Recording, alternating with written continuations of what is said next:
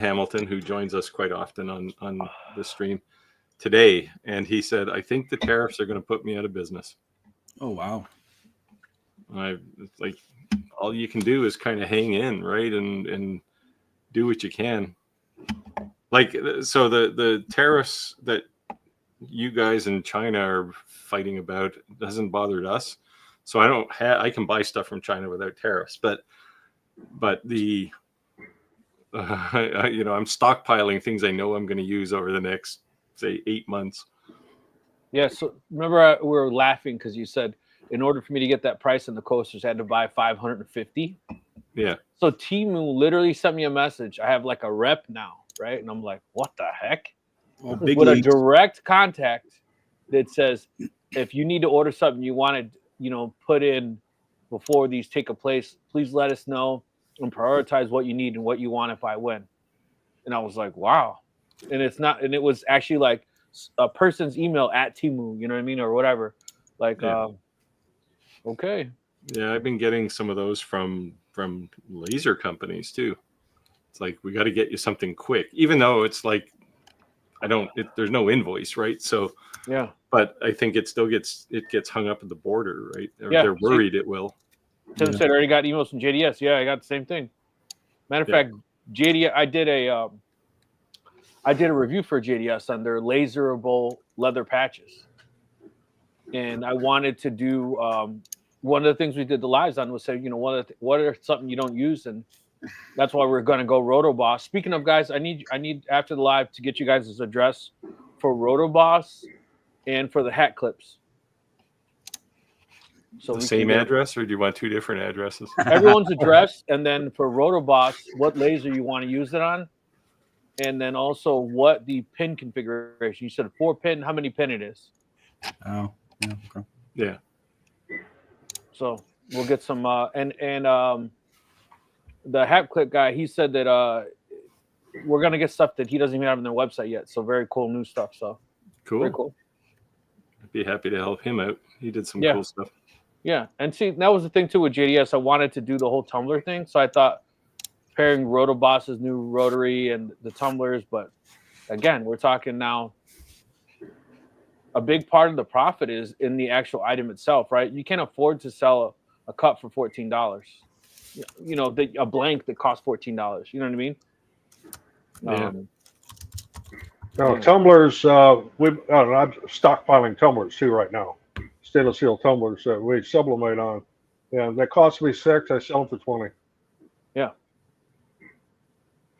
Yeah. So, I mean, people ask me like, what can we do about tariffs? And I mean, it's a different situation for me, but it's like, there's nothing, right? You're basically screwed at this point. You just have to kind of ride the wave and hope for the best. Yeah. And the crazy part is there's no real. If you know you're going to use something over the next 6 or 8 months and you can buy it now, buy it. Well, I guess it's too late now, but you'd have to buy enough supplies to last you the rest of the year. Yeah. And then worry about next year, right? Yeah. So is there anything, Andy, that you're concerned it would directly affect your business with this tariffs? No. Not necessarily. And would you say that no, because primarily your products are wood-based? Yeah, wood-based. And then I have moved to digital products quite a bit. I would say, most of my income now comes from digital products. So thankfully, you don't have to import digital products or export them. Unless it's Mexicans making them for you, then So where I'll see it is, where I see it is dealing with, my partners and companies that do work with physical products, right? Right. And so it could affect me in sponsorship revenue, because those marketing budgets are going to tighten up. But it's really interesting, just all the different dynamics. It's not kind of what Steve was saying. It's not just a straightforward, like it affects everybody the same. Yeah. And it's even with not I'm not talking about different percentages, but you think like I was talking to someone yesterday, and we were talking about Facebook ads. I've dabbled in Facebook ads. I'm no Facebook expert, but we were talking about how all these e-commerce are going to get hammered, right? Yeah. Like with products. So, and they make up what he was saying is they make up a large portion of the ad spend for digital marketing. So does that actually, if their marketing budgets lessen and they're spending less money, do ads get cheaper for people that sell digital products? And so there's all these like negative sides, but there's going to be some people that win as well. Yeah. Of course, the argument could be made that ads get more expensive because they're trying to recover revenue, right? Yeah. They could, but that means they have to, because they're, bid based, that means they have to spend more money. Yeah. If I was to use Etsy as an example, they say that the biggest thing with Etsy is that, it's no longer a maker space, right? And you're competing with manufacturers now, with way cheaper labor, way cheaper overhead costs to be able to, blow us out the water. But if they had a 127% tariff, they're going to be more than us. Yeah, it might clean Etsy out a bit, right, and turn it back into the maker space. But the problem is the makers don't have the material either, right? Right. I was talking to one of the people at Xtool that I know, and I said, because they want to introduce 6 new products this year, right? And I said, like, is this going to impact you guys? And they're basically saying we're going to play wait and see. Like, they don't know.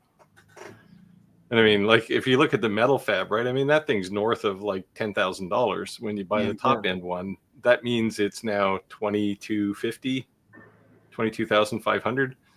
That's, they're not going to sell a single one of them. Yeah, I mean, price, right? up to 126% increase in tariff. Like, that's insane. From like 26 to 36%. Yeah, I don't think it's over yet, though. Yeah, no, they're still going back and forth. Well, yeah, you got two sides saying we're not backing down. Yeah, right. So yeah, well, exactly. Yeah, no, exactly. I mean, I have an opinion on who's going to lose, but for a while, they're gonna game it, right? And we use a tremendous amount of 3D printer filament, and most of it comes from China.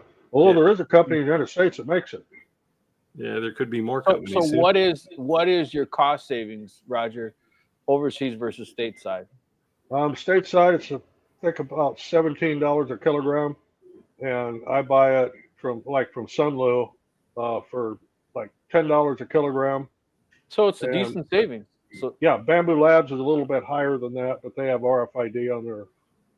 But what I like about Bamboo's filament, aside from the fact that it just works perfect, is you got refills. So if you buy in bulk, you can get a refill spool for $10. Yeah, that's cool. Centro said I have a lot of inventory already, thankfully. Yeah, so people are stocking up for sure. Yeah. Waterloo, Iowa. Oh, there's Jim. Hey, Jim, I wanted to show you something. Actually, I'll show you a few things. So I've been playing with a UV printer today. And what do I want to start with? Start with the obvious things like coasters. This is actually a piece of plywood. Hold on, Steve. Just wait. Oh, you're going up? Gonna make you. I was already big. So standard coaster. This is a piece of plywood. Here's the one you'll be interested in, Jim. Hockey pucks. What else we got? Phone cases. So the cool thing about this, if I can get my eyes out of here so that it's not trying to focus me. So the good thing about this case or this printer is this popcorn on the back is actually 3D, so you can feel it. And finally, for Paul Owen, I have something. So I can do canvas too, Paul. Not nearly as sexy as the stuff you do, but anyway, that review's coming up. I even found a thing to do with all these crappy old coins that I can't use, the magnetic brass. put my logo on it. I'll give I it have to a somebody. question for you, Steve. Since you said it was textured, can you do Braille? Probably, yeah. So you probably can be actually something do, I very think cool. the maximum height of the 3D-ness of this thing is about 5 millimeters. That would actually probably be a real small niche market that you could really That'd be cool. capitalize on. Yeah, that's a Like good one idea. of the coolest things I saw done with a phone case was somebody put a it was like a Roman sculpture on the back, and it was very high relief. Like you could see shadows from the sculpture. It looked very cool. Now, what do you want to do with a big fat sculpture in your pocket? I don't know, but If you're trying to increase the bulge, you know. Yeah, right. yeah, Got maybe. the gray sweatpants on with the bulge. But anyway, yeah, it's so Jim, the video, I can't even tell you who the company is yet until the 23rd of April, Wow. as I'm under lock and key at this point. All right. So, but yeah, it's probably the coolest thing I've had in my shop. So Steve and Andy, Mm-hmm. StreamYard says you have to log in and re-authenticate your Facebook. Otherwise, it'll remove it within 6 days. And Roger, you're already removed. Like where we share to? So when we all go live, right? Besides YouTube, you can also go live on YouTube, right? So if you don't go log in and hit authenticate again, in 6 days from now, it'll remove the account. You'll have to Log re-add it. in where? Just to, I don't To know. It stream? looks different. It looks different from my side or your side. But when To you StreamYard or Facebook? yeah, in StreamYard, go to StreamYard.com and read. You don't have to do it the second. You have 6 days. But I'm just saying it just popped up. I don't normally stream to Facebook anyway, but Yeah, Well, I used do. to, and I didn't know started that though. It just told me. Boom. That's what I'm telling you. Gotcha. I'll look into it. Yeah. So the three of us has 6 days, and Roger's expired today. Well, that's it, Roger. I'm You're older. out. I'm older than everybody anyway, so that's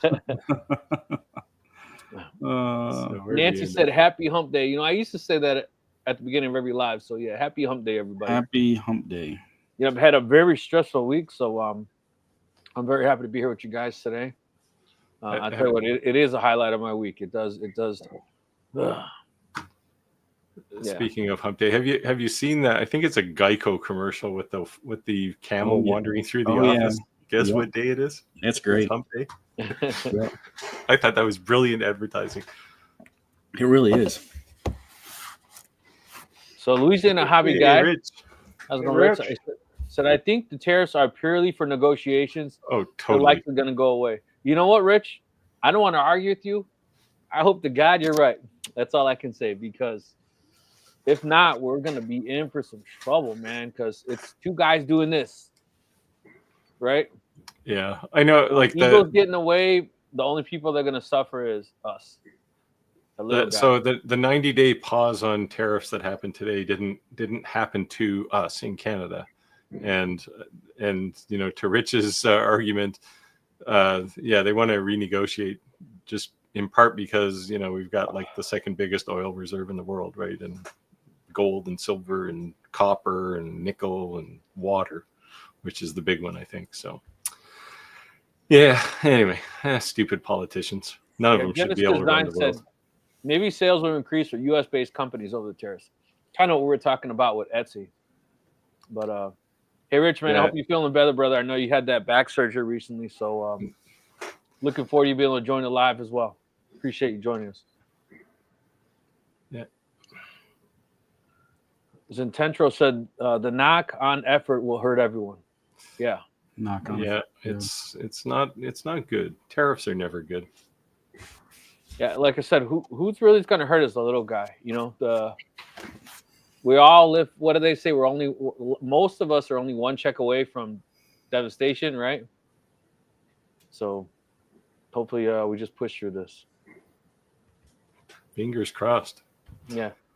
Bamboo already raised their prices on most of their products. Listen, did I say that right? Bamboo. Printers.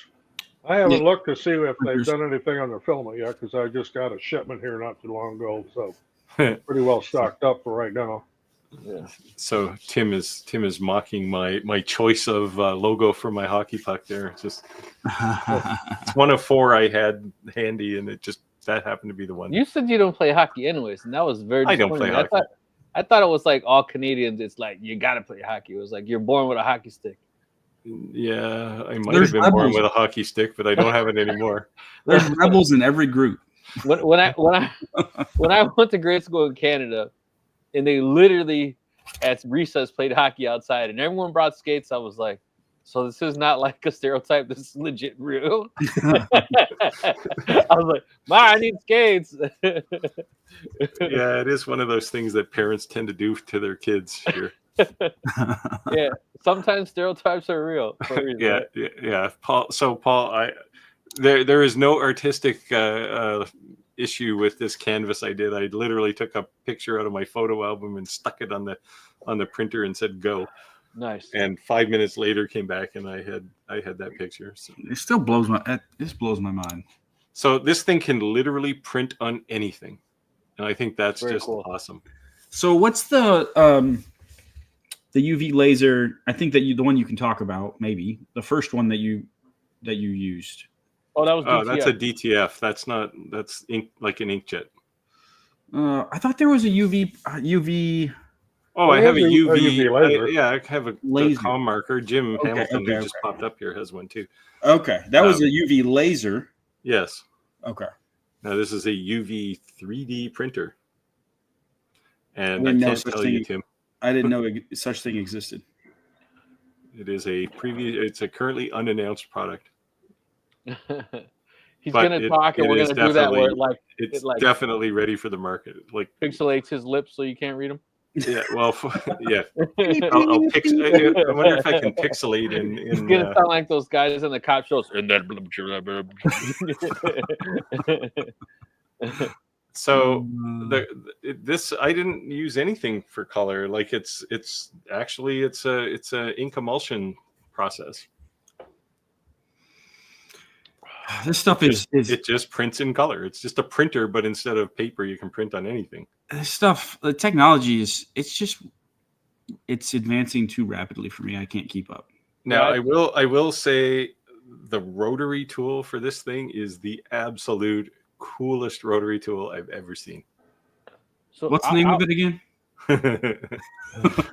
I'll say this: that the bulk of any company selling DTF, DTG, UV is basically a Frankenstein Epson printer, right? Whether it be Epson print heads, Epson print boards.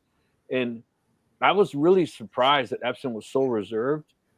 And then at some point, there was some real big class action lawsuits on like 2 of the top distributors in the United States.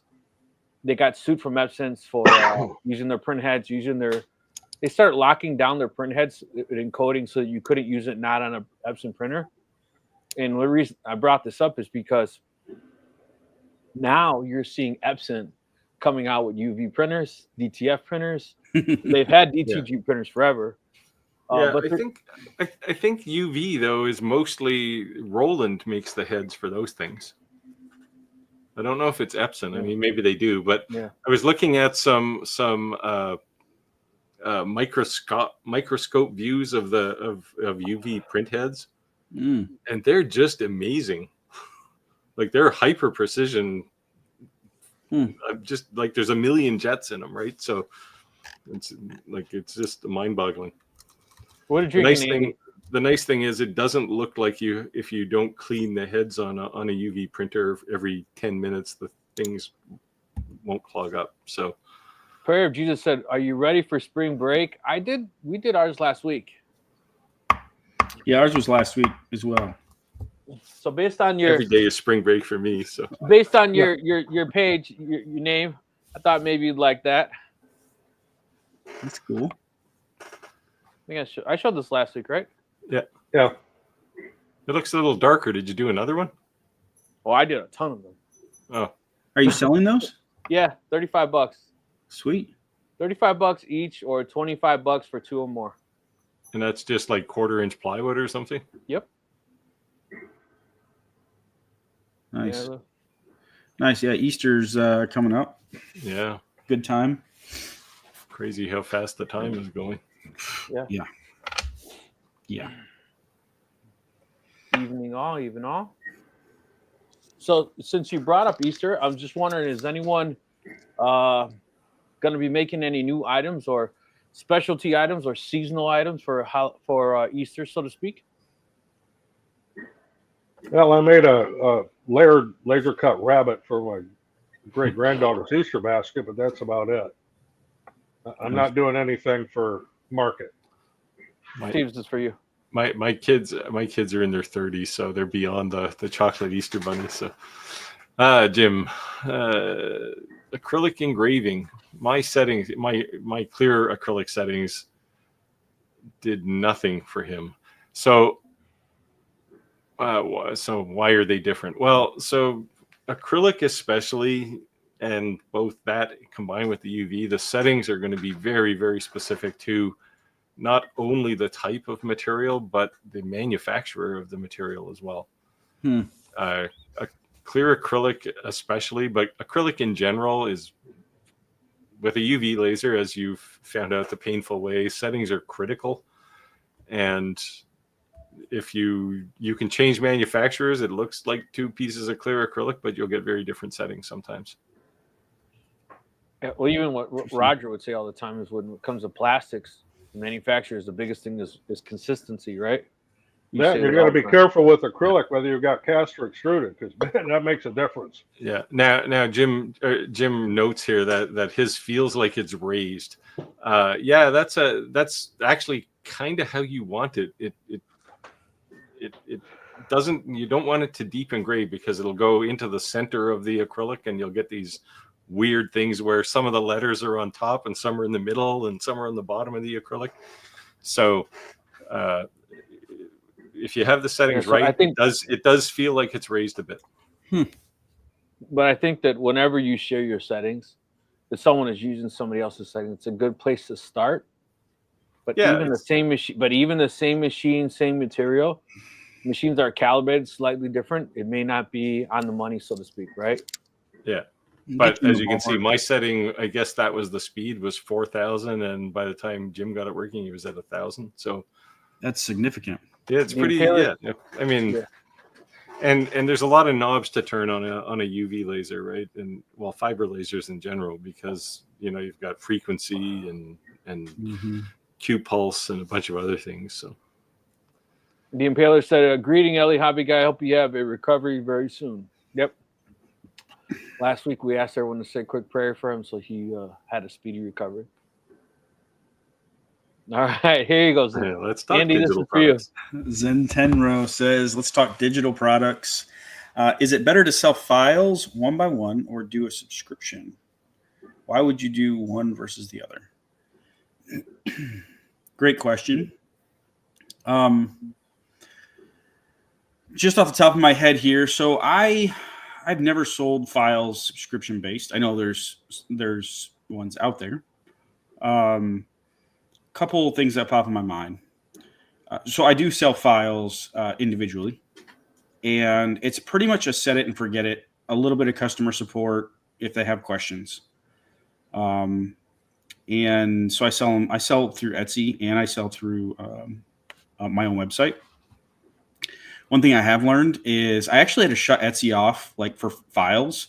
If you're not prepared to support people that don't have any experience, don't sell on Etsy.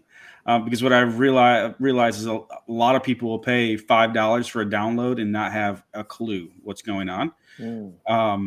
So the time I was spending supporting a $5 purchase wasn't worth it. Now I've got a little more time now, and I've got some help with support, so that's different. But keep that in mind. With people coming through my website, usually coming through YouTube or search or something like that, so they're a little more intentional, right?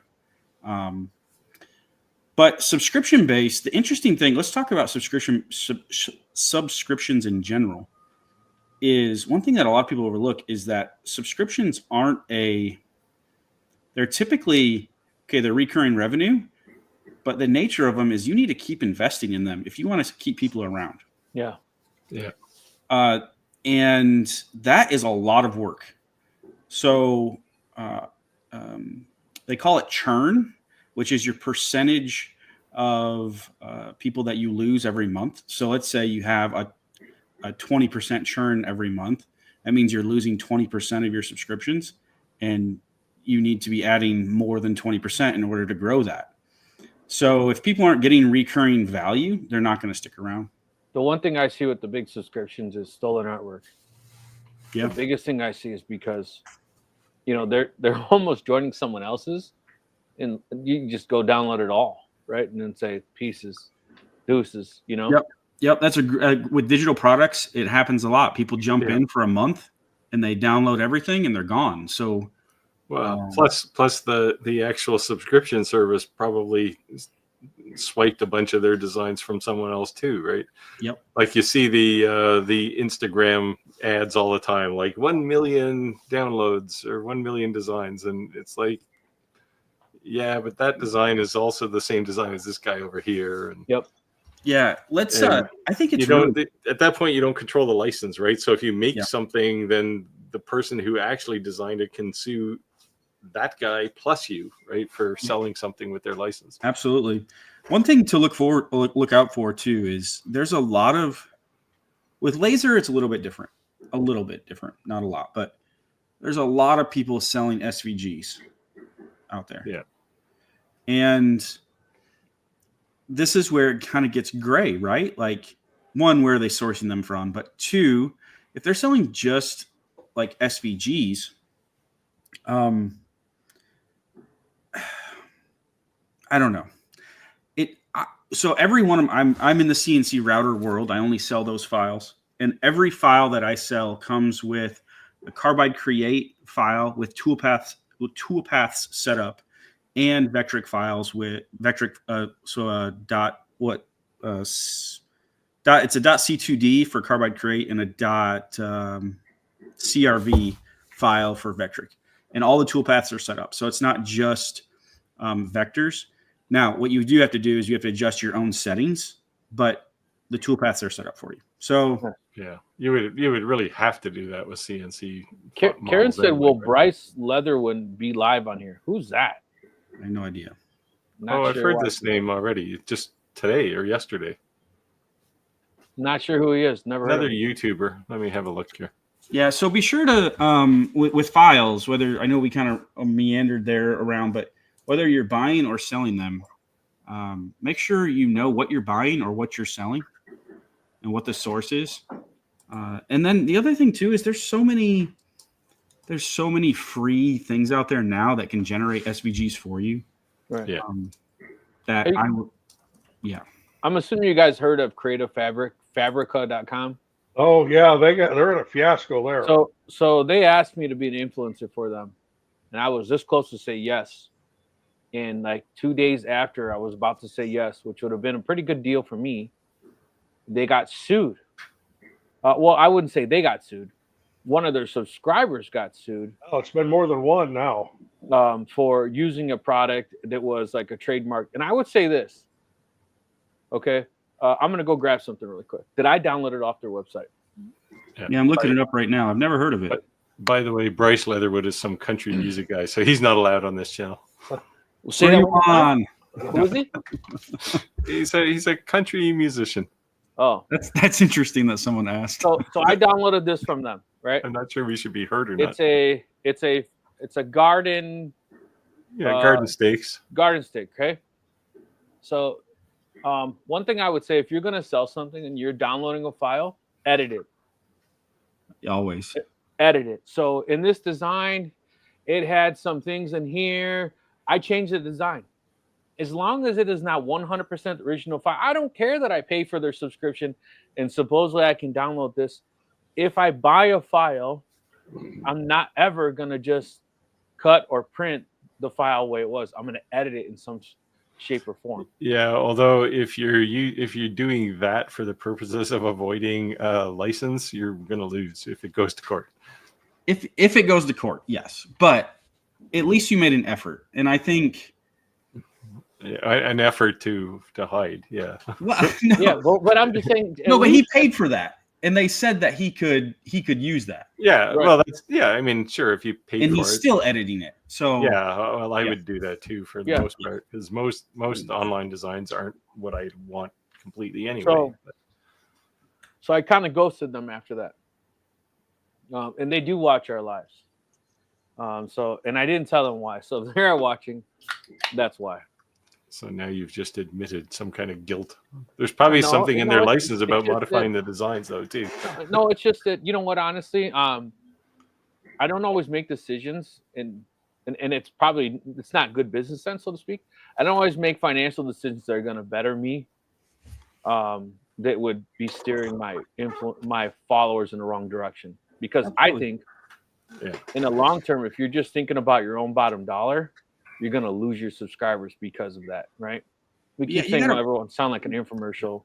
You got to be careful who you partner with and who you associate yourself with. Yeah. So financially, it would have been really, really good for me, like really good for me.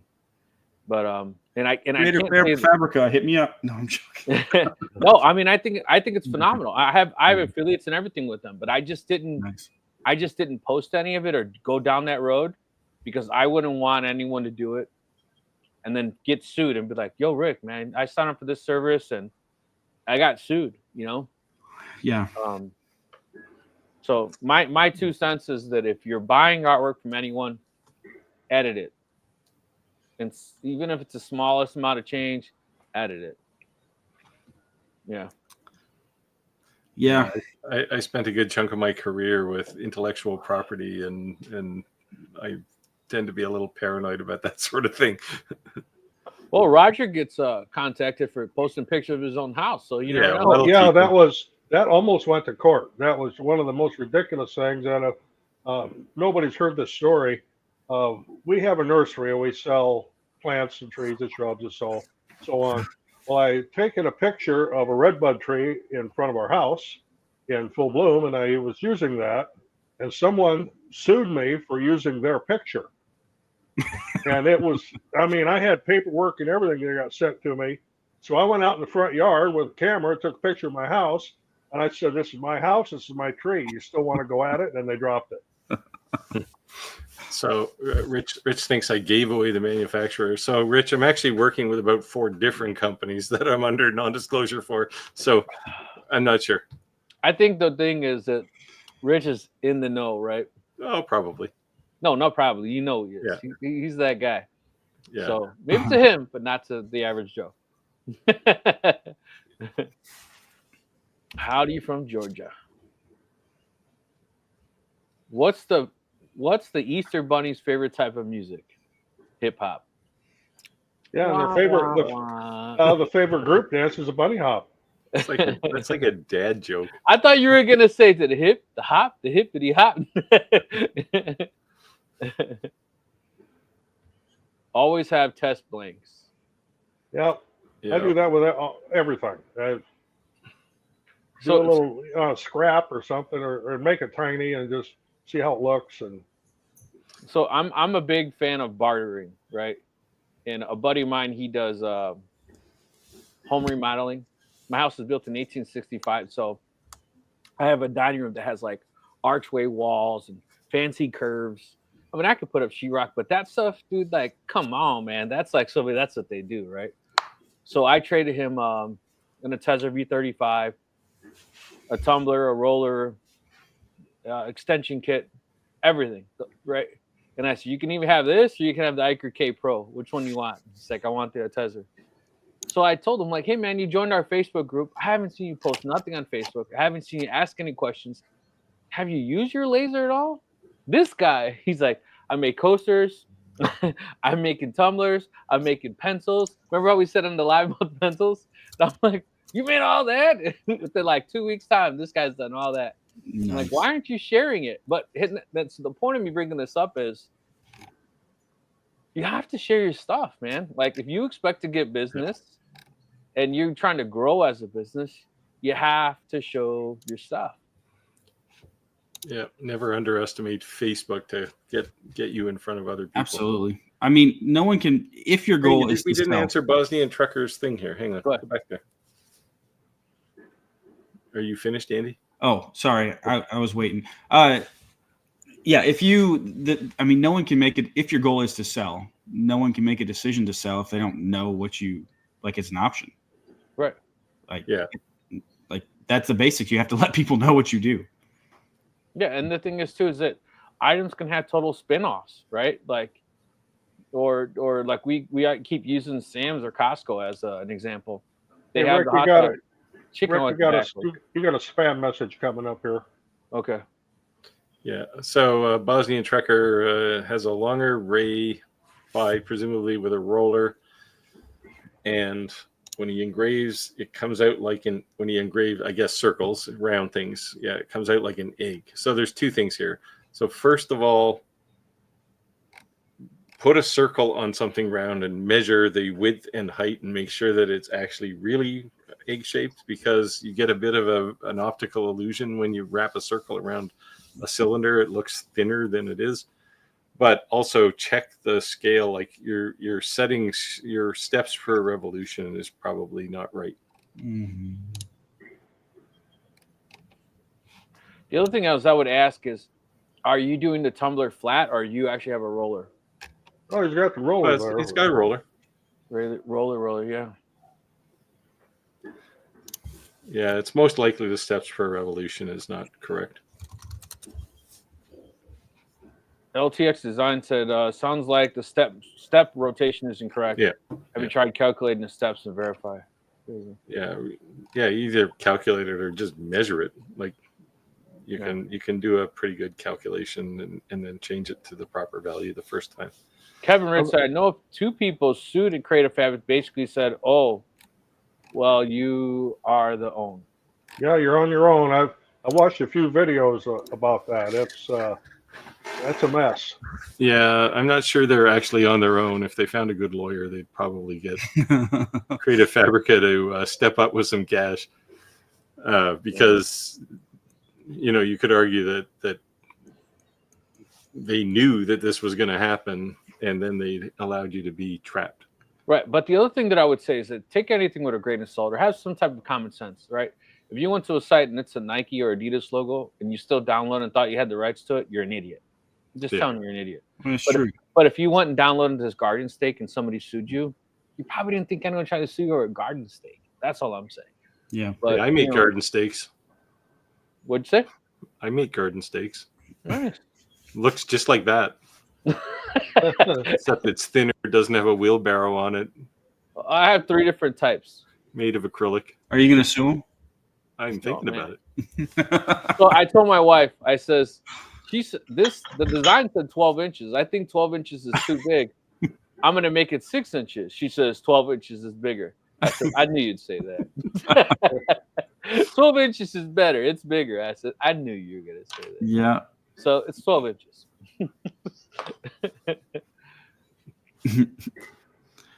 When buying art, I'm sorry, ATX Woodcraft said when buying files for the Ender watch 3 of bamboo only files, I loaded one by accident. My printer almost slung the plate off. You can if you download Bamboo Studio, you can convert your Bamboo file to a SVG or STL. or STL rather. Yeah. You can convert it to an STL, export it. John said payment does not require identification, unfortunately. Indemnification. Yeah. Yeah, they're basically in their license agreement. They're undoubtedly saying you're on your own, right? Yeah, I've even seen read that fine print that everybody just clicks through. Yeah, I've even seen on Etsy, like legit logos, like for sale. Like, dude, I don't know. Yeah. Well, there's some companies are worse than others, right? Like you definitely don't want to touch anything from Disney. Oh yeah, or Harley Davidson.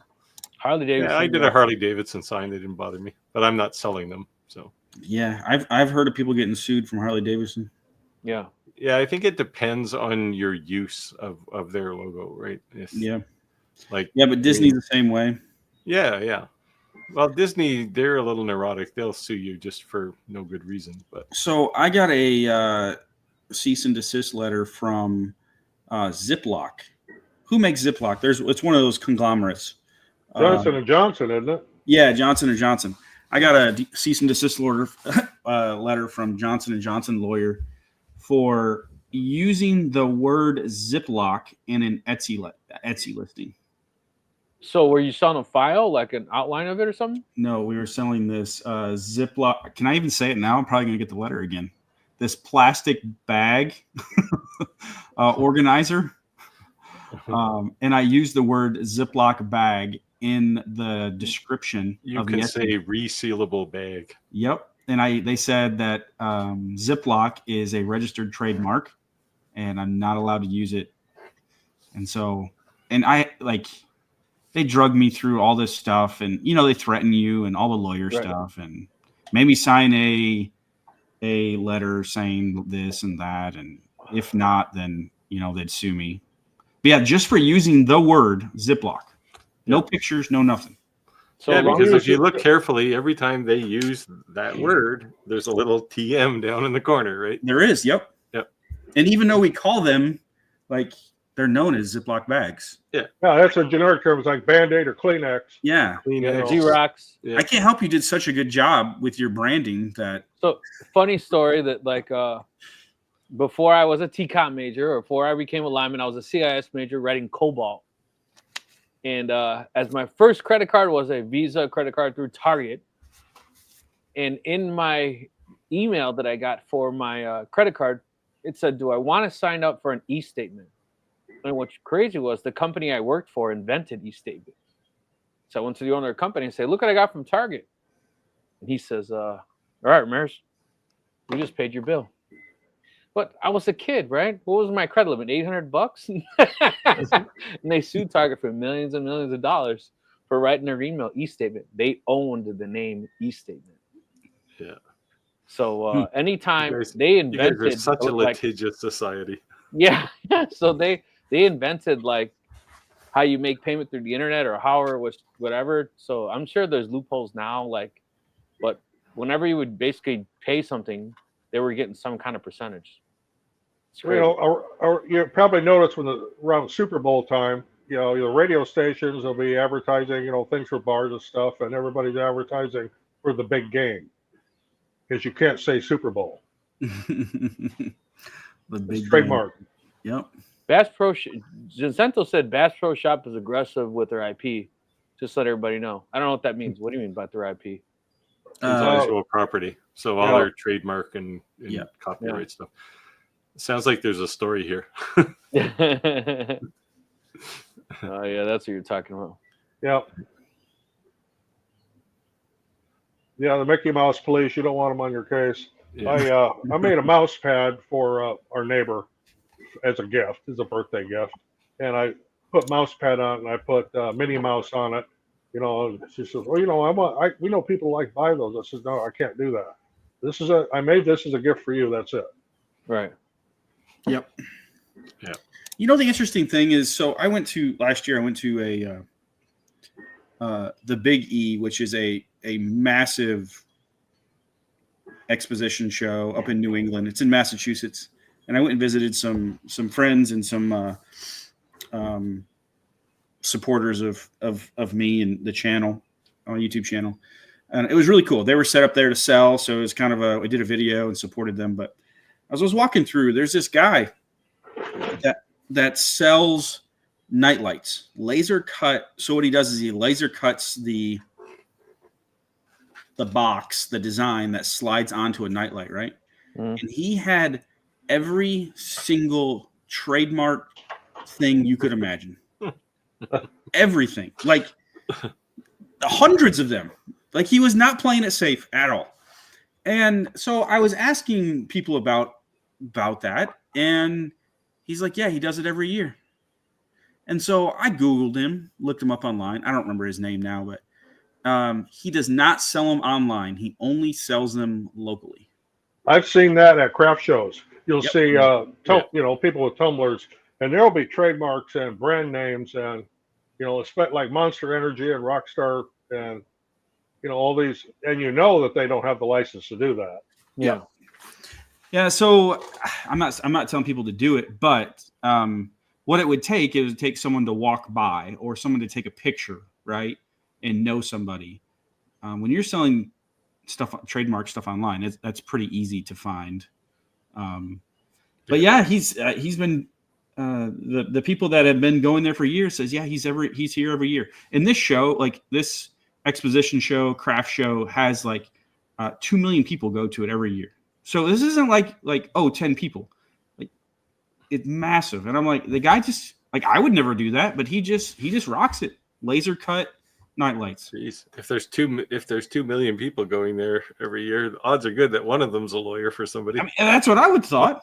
Yeah. So I'm not affiliated with this company whatsoever. And, but I think anytime you come out with a good product in our industry, be ready to be copied, right? And that just means you're doing something right. But if you're not aware, there's a company called Copyscape. You can actually put your website in Copyscape, and it'll scan the internet. And I've found, like when I was doing the apparel, like literally people stealing my complete design, and it'll find it. It's insane. That's interesting. I've never heard of that. T-shirts especially, right? Because it's just so easy to lift them. Yeah, you know, and that's why, like, I kind of hated Etsy at some points, because they make you upload these high resolution pictures, and it's like, dude, it's an apparel. Like, they can literally just click the image and print, you know, DTF, and you know, like, come on, man. But Copyscape was actually pretty cool because it able to find like 5 different companies literally ripping off my design. And when I mean ripping off, like, didn't even bother to change anything. Just you know, imperfections and all. Like, they literally just copied and pasted. It was like maybe a glare because I intentionally tried to like make it good, but make it like, you know what I mean? You don't want to just but yeah. That's how it is. Yeah, and Zincento said this is another crazy thing to bring up. Companies use bots to use DMCA takedowns. So ChatGTP now has a built-in legal option. So you can tell ChatGTP to do cease and desist, help with trademarks, LLCs, all that. All now with ChatGTP for free. That's pretty cool. Nice. Yeah, I was laughing at an upcoming comment down here. You want to take this one? Sure, I can take this one. Fred says, I use Carbide Motion to communicate with my Shapeoko Pro. I use the bit setter to do bit changes. I hit the button in the software, change the bit, and the software sets the new Z height. When I confirm the new Z, the spindle moves to the project starting point. How do I set the minimum Z height the spindle raises to after Z is set? I want 2 inches so the spindle will not hit my clamps when it moves the project working. Yeah, so in the job setup, there is a safe Z retract height that you can set. So it's not in Carbide Motion, it is in Carbide Create when you're setting up your job. There you go. Yeah, nobody likes the clamps getting hit. No, we've all done to just remove the clamps, just get rid of them. Yeah, that's why I keep saying I thought these 3D printed clamps were so awesome. Yeah, because the fact if you just hit them, just run through them, who cares? That you reprint them and it didn't damage the bit. I thought that's pretty slick. I still want to build my vacuum table. Yeah, one of these days. So Tento said I make a lot of parody. What is it? Parody designs. That should be safe to sell. Well, maybe. I like the should. You know? Yeah, it depends, right? So, like, and since we're talking about ChatGPT with their new Studio Ghibli thing, they're taking all these internet memes and they're turning them into comics, but they're now getting sued because it's a derived work without copyright permission, right? So. Yeah. Bass Pro Shop took down my Bass. Okay, because you said, Andy, there's got to be more to this comment earlier. So Bass Pro Shop took down my Bass Pro sign on Maker's World. I was giving away for free too. My Bass Hole Shop sign. Bass Hole Shop. It'd be like me posting the Chicago Bulls and be like, "Why'd you take it down? I was giving away for free." Like, come on, man. Well, no, it's so Bass Pro Shops, and he was. I want to see this. A bass hole shop sign. So bass hole. Too funny. So this is what I was chuckling at. So Willow Tree says, I steal Andy Bird's stuff all day long. LOL. So here's the thing. In the world that in the business that I'm in, anything that I put on the internet, files, whatever, if you buy it from me, if it's free, make that project, sell it, modify that file to how you want it, sell the product, because that's what I teach, right? So it would be, there's a couple creators out there that really kind of irk me. They're not watching this, but if they are, that's fine too. That sell their files, but then say you can't sell the item once you make it because they also sell that item. And I'm like, then you can't sell the file. Right. Yeah. That's ridiculous. So it's for personal use only. Yeah, like what? That's Come ridiculous. On. So there's a reason. So the lanterns that we sell right here, you can't buy those files online. And I've been asked many, many times, like, you can't buy them from me. I don't know if someone else has created them. I don't know. But I don't sell that file because I sell that product. Right. And so all I ask is don't sell my files. Don't buy my file, then sell my file. That's all I ask. Roger said he had a drop. Looks like he has an outage. Major power outage here. Pay your bill, Roger. Or get a generator. Louisiana Hobby Guy said, HD made me take down a thumbnail on an acrylic file I did a few months back. Is that Home Depot? Oh, no, the Harley Davidson one. Yeah, I watched that video. And they haven't made me take mine down yet. But. Yeah, don't put yourself with a bullseye on your back, Steve. Just hunts. Yeah, right. Well, it's just whatever. Like you want to know what's crazy? So I was ready to jump on this because I was thinking he meant Home Depot. Harley Davidson, I am okay. My blood pressure reset. Nothing against Home Depot. I love you. If you want to sponsor me, sure, whatever. But I know for a fact that Home Depot uses creators' photos for their products in their advertisements and product listing. Like, I'm not saying partners. So I know of an instance where Home Depot went to a creator's YouTube channel or I think it was their website of a project that they did and took the photo. This is Home Depot with like $1 billion marketing budget. Took the photo from a creator and repurposed it in some of their marketing. So it happens both ways. So yeah, they're relying on the fact that they're too big to sue, right? Yep. But he did. Is it called gaslighting? If they did that, he did post it and tag them and post his original photo. That's hilarious. Yeah, that's hilarious. Yeah. Out of that, like, hey, look, man, obviously you like my content. What's up, man? Can I be an affiliate for you? Yeah, like reach out to me, pay me. Like maybe pay me. If you're going to use my stuff. Yeah, I know you can afford it. So Willow Tree says since he's Canadian, he has dibs on the maple leaf. Well, I don't know. I like to use the maple leaf too. So is that free to use? This is the. Do you have a maple leaf trademark lantern, Andy? Was there like a Canadian trademark on the maple leaf? No, I think it's public domain. We have there's a million of them on every tree. So I do have a maple leaf lantern, Andy? I do. It's actually one of my. It's actually the original one that started it all. So I think Willow Tree is about to sue you for misuse of a national symbol or something. Yeah. So this brings up a cool point, though. I think this will be helpful to somebody.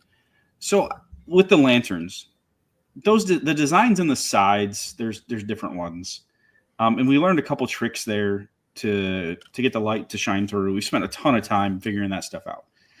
But when I set out, so the story of how I stumbled upon the lanterns was, the original idea started with, you know, the jack-o'-lanterns that everybody is making. Yep.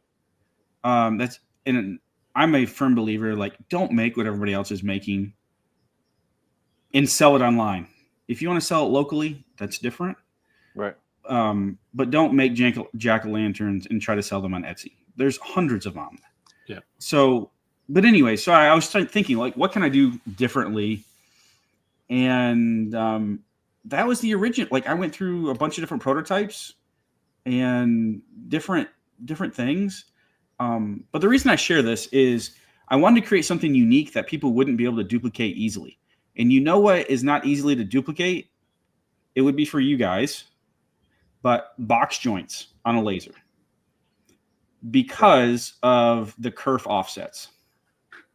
To get like nice fitting, fitting joints, it's really finicky, and it's kind of like what you were talking about with settings on your UV laser. It's different with every material and every laser. And it takes a lot of trial and error to figure out those not a lot. I mean, you could figure it out in a day if you knew what you were doing, but a lot of trial and error to get that fit just right, to be able to reproduce it. You're talking about like a finger joint or like a dovetail of some sort? No, I'm just talking about snap together, like finger joints, box joints. Yeah. Yeah. Where they're not too tight or not too loose. Well, that's actually really not that hard to do on a laser. It's not. Now, if you're working with like 1 inch thick material, then it gets very difficult. Because of the angle of your laser, right? Yeah. Well, the thickness Laser of it, beam, just yeah. by the time you get through the bottom, it's going to be charred anyway. So. Yeah. But it's not super difficult, but it can be challenging and very finicky to get them just right. Have you seen boxes.py? Man, it'll do that for you. No, I use them. Yeah. Yeah.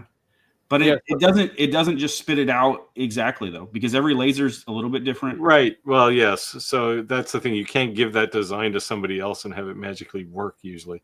Yep. You can get away with it a bit, but yeah. So there's a difference. What I've realized with finger joints is there's a difference between concept and in execution. If you try to execute it consistently, it's a whole lot different than just being like, oh, I made finger joints and smashed them together and it worked one time. But when you're making thousands of something and you're assembling them, it's important that they're, because if they're too loose, you have to glue them. Yeah. If they're too tight, they don't go together. The one thing I noticed is I always use really thick material. When I started making these, I was doing this 1/4 inch, is they have like this string. Yeah. Right. So when I was trying to see how many passes do I have to, I can cut this in like 2 passes. But sometimes I have to do like 5, 6 because they'll have that random like it's cutting through a piece of nylon cord. I don't want to deal with it. I want to go pull it out and be done. So yes, there's whole pieces that it's doing all these extra passes for no reason at all. I just don't want the cleanup. Like I'm making $1 off this or $2 off this. I gotta be able to just dump them out. Yeah. Right? You know what's the other interesting thing is when you put a light behind something and you don't want light leakage at that joint. You know, like because if you have bad fitting joints, next thing you know, you have light shining through. Yeah, that looks horrible. It looks horrible. Looks tacky. Yeah. But how do you deal with like changes in humidity and stuff? It's not so bad with plywood, but I would say a thicker like where I live, the humidity in the wintertime is about 30%. In the summertime, well, from this time of year till October, it's 100%. Yeah, but on 1/4 inch plywood, you're really not seeing that. Now, if it's you'd be surprised how much it moves. You think so? Well, we're talking fractions of millimeters here to get it fit. Yeah, you're talking just a little bit. Right. Yeah. Like one rainy day and that thing splits or in the wintertime it falls apart. Yeah. Chris says, what's your thinking on the new alt mill? I disappointedly, and I say disappointed, not you guys know Cutting It Close. He did a video on the alt mill versus One Infinity. And I'm friends with him. He's never been on it live, but I talked to him a lot on Facebook. And the one thing he said is the Onefinity, the fact that the Onefinity comes with a stiffening kit means it should come with it. Why do you sell a product that's supposed to stiffen something? Why isn't it stiff when you buy it? Everybody was needs kinda a like- stiffy, man. I was like, that's messed up. He's actually right. Like, if you're saying that, hey, you should buy this because it stiffens it, You then know, you're seeing I get it. stuff. I Steve's get gonna it, love but that. I'm on the fence with that because I tried. So my original Onefinity had the stiffy, and it whether it was on or off didn't really make a whole lot of difference. I tried it, Okay. and I wasn't sure if it was just good marketing or whether it was actually necessary. I think it depends what you're cutting. Like if you're cutting through a piece of like burl elm or something, yeah, it might flex the bar a bit, but So I I think ordered if you're just the cutting stiffy. plywood, you're fine. I ordered the and I went back and forth between the Onefinity and the alt mill, right? And then my whole thing was the alt mill was a decent value in savings. And I thought the reason the saving was because a new kid on the block, they're still making a name for themselves. But the one thing I've seen consistently in any type of reviews was glitches. Not huge things, but just small little things. And for someone like Andy, I would say, or somebody maybe even like you, Steve, who's been using the CNC a long time, and when those glitches happen, you might just feel like, oh, it's just being stupid or whatever, and you reboot it. But if someone's just starting off a CNC, they may beat their head against the wall for 2 days because they don't realize you didn't do anything wrong. It's just the CNC glitching. No, You're talking about electrical glitching, like electrical noise. Software issues, just So on the Elite, no, not an Elite. I'm talking the alt mill. That's alt why mill. that's why he didn't go with the alt mill. Right. That's the only reason I didn't go with the alt mill. The alt mill seemed like a solid build, a decent savings, but it was still kind of glitchy because they were still working on some bugs. There was still some bugs they were working through. Not say it wasn't solid, and everyone was saying like a year from now it could be like the number one. Because like they were saying, the Onefinity, the whole idea is like when you look at any type of commercial grade CNC, they're all like I-beam style structures, right? And you look at the Onefinity, they're like tubes, and tubes tend to have a flex, right? So that's probably why. Yeah, so just so you know, those tubes don't flex. Okay, because it's a 2-inch precision rod. Yeah, I just saw, and then again, mine hasn't shut up, so I haven't seen it for myself. But I just saw the cutting close. He literally took the alt mill. He took the same exact spindle, and at the bottom he pulled it. And on the Onefinity, it moved like a little over a 1/4 inch. He could flex it. There's something wrong there. And the alt mill couldn't move it at all. You won't move mine. No, that's what I'm saying. And again, I'm going off based on somebody else's videos. He seems pretty reputable, but I haven't seen it. And again, anything that's mass produced, there could be an issue with the machine or assembled. There is no way a Onefinity, if it's set up properly, is going to flex a 1/4 inch. Yeah, like mine, you won't flex it at all. Like you won't. I mean, I guess it's probably moving some fraction of a millimeter, but you won't see it. You won't feel it. So, Steve, I hope that you're right. I'll shoot a video and I'll flex the crap out of the thing and send it to you, and you'll see. Let's do it. So, Andy, do you know what controller the alt mill uses? Do they use their own? Yes. Yeah. See, the one big advantage of the Onefinity is they took an off-the-shelf, semi-industrial grade controller, the Masso 3, and it was already there, right? It's been around for 3 or 4 years, so oh shit! Andy took the right approach, I think. He wasn't joking. Willow Tree's coming after you. Andy's gonna make us block you, Willow Tree. Watch out! Do it, man. He's Canadian. He's got tariffs. I'm not worried about it. Oh man, no, we don't have any tariffs, man. We can buy stuff from China without. Well, we can't buy an electric car. No, if he's selling in the United States, he has a tariff. Oh, no, not right now.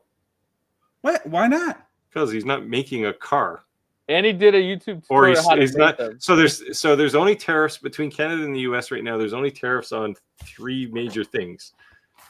We need a tariff. Aluminum, steel, and cars.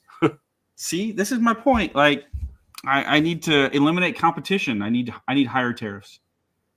Okay. I need to You eliminate call- all you of call my up your Canadian president. competition. I'm sure he'll be. He's like, 126% ain't high enough. I need Oh, like that's 300. Chinese. I'm not worried about Chinese. They don't make lanterns. Yeah. They make electronics. Yeah. So if I was going to sell you car parts, there would be a tariff.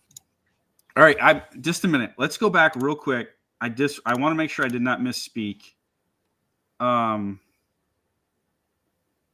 the electronics, you can keep going, but on the electronics for the alt mill. Yeah. So VacFink, who seems to be a new name, welcome aboard.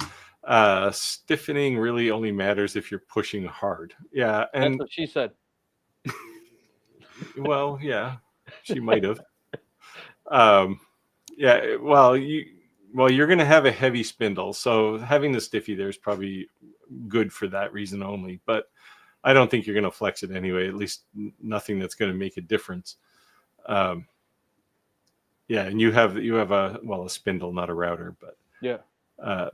I have a spindle. I have basically the same kind of spindle you have, and I don't know if I don't even recall if I have a stiffy on mine or not. Jeez, that's terrible. I can't remember things that I look at every day.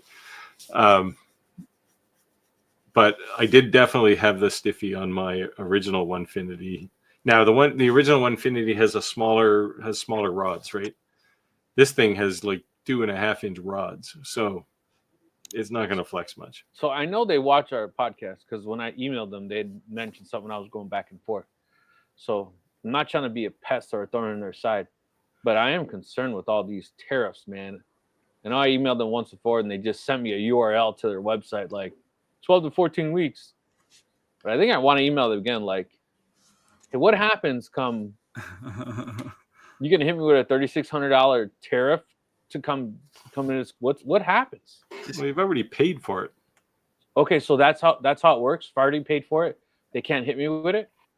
Well, who knows what border security people can do, but like I still have a Commark Titan sitting trapped in limbo somewhere. Yeah. Speaking of, we remember I have a lawnmower, the robotic lawnmower, sitting in customs right now. Yeah, are they giving you a hard time? No, I guess the manufacturer is going to pay the fee. They're trying to square up with them. They don't expect me to pay it. They contact me and said, they're going to take care of it. All right, Yeah, so I usually get them to pay my custom stuff. pay your All right, so I'm going back here. I did some research because last time I misspoke when I got asked the questions about alt mill. This time I am not going to misspeak. So I went to their website, and it says it has the SLB EXT controller. Okay. What does that mean? I don't know So what that is. I Googled it. The made by alt mill? SLB EXT is stands for Super Longboard EXT. So They probably make it in Mexico. no, they designed it It and was a make joke. it. It was a joke. Super long board. So that's what it's their own electronics. Proprietary. Yeah. Which, I mean, conceptually, there's nothing wrong with that. It's the fact that they got to write their own software then. Right. I think the fact what you were saying, Steve, is that they purchased something that was a refined, added something. And rather than starting from zero, they just said, hey, this is already working. Let's just add this to our CNC. Yeah. So I don't know if you're familiar with the term COTS, commercial off the shelf. Yeah. No, I just sleep on Yeah. cots. That's the only thing I know about I never get to sleep, so it doesn't matter to me. But yeah, and that's what Onefinity chose to do. Actually, with their old one too, with the Buildbotics controller, they didn't design that either. Andy, this is for you. So Your copycat. Willow Tree says, Andy, you need to make more vids on CNC. If I see another video from that guy at IDC, I'm going to stab my eardrums out. Seems to be a bit of a bias here. Yeah. So, hey, Garrett's a good guy. Garrett from IDC Woodcraft. So I do have a follow-up question, Willow Tree, and anybody else who watches my channel can chime in. What do you mean about more vids on CNC? Like how to operate a CNC? Can I say from my point of view, from like as a fan of yours, watching yours? Sure. I think your channel's twofold. marketing and makers. Mhm. And I see your channel becoming more makers. I'm sorry, more marketing than makers. So there could be a behind the scene difference when you become a member, but what's open to the readily available to the open public seems more marketing than maker. That's all I would say. Yeah. From an outsider looking in. It's 'Cause the I do watch unfortunate those trap you fall into as a YouTuber, though, right? Oh yeah. Like I try to do lots of projects on my channel, but like right now I got one project video, then I'm looking at 3 hardware reviews. But I would say the one thing people have to understand is there's a difference between someone who's trying to become a YouTuber and someone who is. And the difference is when you are, it's not you're doing it for fun. This is how you're paying your bills, right? Yep. So there's a big difference to it. And I think like I said early on, and Steve was one who was telling me like, Rick, you can't just, review all $8,000 CNC fiber lasers, right? Because you have to appeal to all different kinds of people. Because I was turning down so many, he was like, and so I took his feedback and was like, I hear you, I get you, but I think I kind of wanted to start in my channel, not doing so many reviews. Like, okay, this 30-watt laser, like I fulfilled my obligations to the manufacturer, but now start making more makers type videos on what I'm actually creating with that. Not necessarily something that someone could steal my idea and go on their own, but just like, this is how I do my coins. And maybe even some of the videos would be only for members to say, hey, this is how I polish them. These are the polishes I use. These are the compounds I use. These are the speeds I use. More of an intimate kind of knowledge. But I think that there's value in Andy in, yes, the marketing speaking, but there's also value in you beating your head against the wall for X amount of years in the CNC, that if you made those type of videos, even if there were membership type videos, that you could leapfrog someone into, or springboard them into, forward type thinking, and save them 6 to 8 months, a year from, just watching a video. Yeah, I think it's interesting. This is really interesting too, because did I say it's interesting? Because I live in this space a lot, and you have to do what you're passionate about. I'm very firm believer in being authentic, and I really try not to talk about things that I don't know. Or if I do, it's like, hey, look, I'm learning this too. What I feel passionate about and what I feel like the value I can offer is on the business side of things, in my business perspective. You have to differentiate yourself somehow. And that's what's resonated, the business side, the marketing side. I can tell you right now, as far as like the build projects, they don't go anywhere. They don't resonate. There's this massive, if you don't know, there is this massive disconnect. Viewers, there's a very vocal minority across in the makerspace, whether laser, CNC, DIY, where there is a vocal minority of people. I cannot tell you the amount of creators I've had this conversation with. There's a vocal minority that want build videos. But when creators release build videos, they're usually their least viewed video. Yep. And they're the most expensive and time consuming to produce. Yeah. And so if people want more build videos, how-to videos, then more people have to watch them. Because at the end of the day, like, we create videos for people to view, but not strictly just to get views, right? Because anybody can do that. But I can tell you, some of my most disheartening moments on YouTube have been some of the projects I'm the most proud of. And it's like, picture a kindergartner, like my son, he found a shark tooth on the beach. He's super excited about it, right? We just got back from vacation, and he's going to bring it into Kentucky. There's no beach. Yeah, there's no beach. And so he has it, and he's like, I'm going to go share this with all my friends. Show and tell.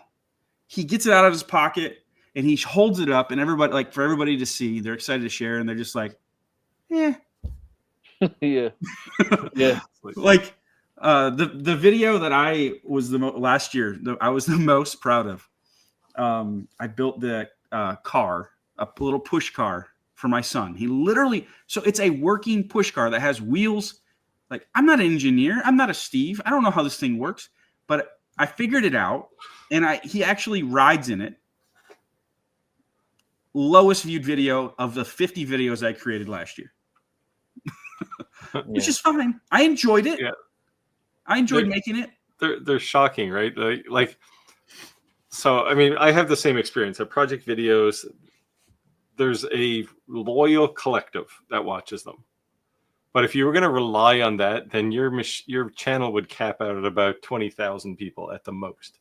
Most, yeah. Right. Yep. But this past couple of weeks, I've done some business videos because people have said, "Hey, I want to know more about pricing or whatever." Mm-hmm. Well, I did this one about not letting customers negotiate your price for you. And I mean, that thing's gone viral. It's got like 35,000 views in the span of a couple of weeks. And it's That's like, great. I wasn't even expecting it. It was just like, here's some information I know about how to stick to your price. It was actually just specifically address something somebody asked me. And it's like, well, now all of a sudden there's a whole bunch of people that are interested in that. I wasn't expecting that. But like my clock video, the one, like I literally built a clock and that one got kind of okay views. It's doing all right, but and it's gotta, so there's gotta be, right. There's gotta be, like, as a creator, it's gotta stay fun for the creator. Otherwise you stop doing it. Can I say something on basically what you just said right there? IDC, right? Yeah. Very, very well informed videos, but he doesn't seem like he's having fun. It seems like I'm watching the dry eye commercial guy. Okay, guys, what you're gonna do now is, like, you gotta have some kind of personality, be a little bit of wise ass, jokes. People come on our lives and they say, "Hey, the silver fox," or the, Andy's, like, we have all these inside jokes. I'm like, sure that's why they come too. We poke at each other's beehives every now and then, and we have these inside jokes that the only way you would know them is you're a loyal watcher. And it's funny because you see it, in our posts on our Facebook group, in the comments in our thing. So to me that's good because people are genuinely enjoying our content.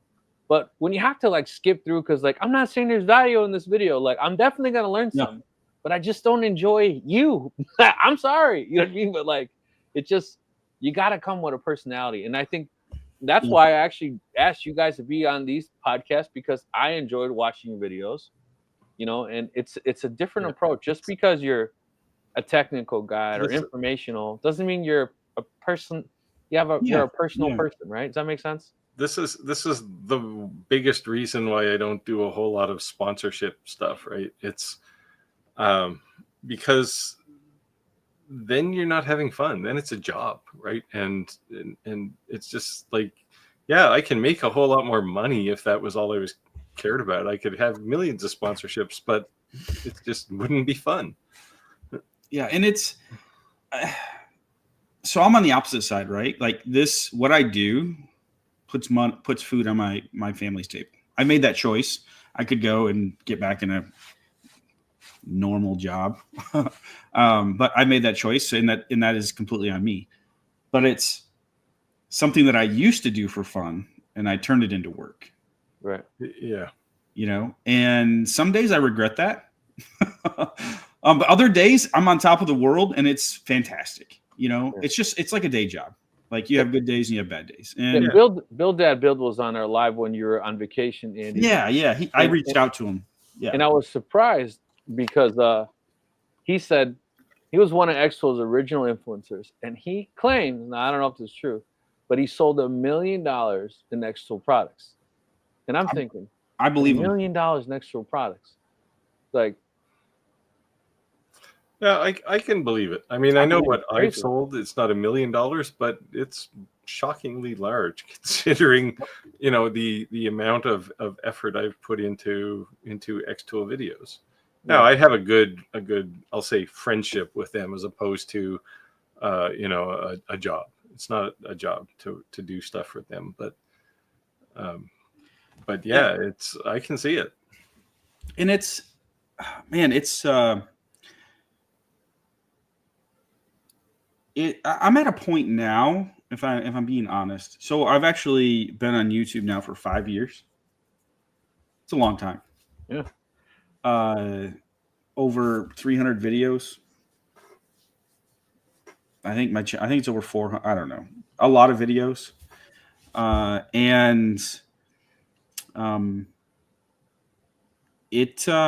It becomes I'm in one of those moments where it's a grind. Like I'm not honestly, I'm excited to jump on live streams. I love that I do a live stream. I do this one, which I absolutely love being a part of. And then I look forward to this one. And then on Thursdays, I do my own live show every other Thursday. It's every 2 weeks. Those are my highlights. Long form videos, I'm just ideas aren't coming easily. You go through those times. Ideas aren't coming easily. You don't want to force something, but I want to deliver value. I want to, what's going to be valuable, and it's kind of always trying to figure out what I'm passionate about versus what, my audience is going to find interesting. That's where I live. How can I, something that I enjoy, but it's something that I can also, can be helpful. So I think it's important to really listen to some of this feedback, because a good part of our audience are also fellow influencers as well as makers, right? Or makers who wanted to go that pitch, because at the end of the day, whether you're a YouTuber or you own a pasta joint or a coffee joint, marketing is marketing, right? Mm-hmm. And if you learning algorithms, no matter what type of business it is definitely good. Yeah. And it's really easy for when you own a business in general. It can be soul sucking at times. Yeah, sure can. You want to take this question, Andy? Yeah. Christopher says, so I have a Bob CNC, but looking to upgrade. While my machine now is okay, I can see some flexing in the Z axis, and I can't have that. So looking for something rigid. Well, you've come to the right place. So usually we talk about 3 CNCs here, brands in the hobby. Let's call it the hobby high performance market. I think that's accurate. Fair. We have Onefinity. We have CNC Labs with the alt mill, and then we have Shapeoko. And the only one that isn't represented here is the alt mill, is CNC Labs, but they're kind of the new kid on the block as well. You cannot go wrong with any 3 of those machines. I think it depends what you want to do. Now, if you want to stay in the hobby-ish market with a budget of, let's just throw out a number, minimum $3,000, maximum, and that's a small machine. That's a small footprint, right? Yeah. Maximum. What did you just pay for your, if you don't mind sharing, Rick? You're all out. You went all in on your Onefinity setup. I think it was like $7,000. Let me look it up. Yeah, I was gonna say $7,000-8,000. Yeah, I think mine was 6,500, but then I put a spindle on it. And no, this is not including the spindle. This is just. Okay. I think the prices went up on those. This is not. Hold on one second. It's the benefit of being popular. I guess you can raise your prices. Yeah, this is pure. This is not the table. This is not. Hold on, I'm telling you right now. Yeah, I wasn't counting the table either, but I built my table. So I was hoping that I clicked on it and it says yours is being shipped. We would have had a huge celebration. Next year is when it's $6,348.70. Yeah, so let's say $7,000, $8,000, something there all in. That's pretty much the range. And so what you're going to get for those ranges is the 2 major things are size of your bed and size of, whether you go spindle or router. But size, and then rigidity. So But look at those three. Look at your budget. Look at which one resonates with you the most, and you really can't go wrong with either with any of those. And I think this, when it comes to the spindle, like the 1.5 versus the 2.2, really should just boil down to, do you have 220, right? And if you don't have 220, then don't sweat it. Like, just go to 1.5. Yeah, that's what I have on my Shapeoko. I have the 1.5. Right. That's what I'm saying. Like, I actually have the 2.2, but it's running on 110 20 amp circuit. Why? Because that's what I got. And okay. What is it? Is there any reduction? It's a bit of a Franken spindle, but it works okay. Cool. But I did need a 20 amp circuit for it. So I saw on YouTube yesterday, I was laughing so hard. I think someone shared it on our Facebook group. Was it One Infinity that they were running a Harbor Freight CNC?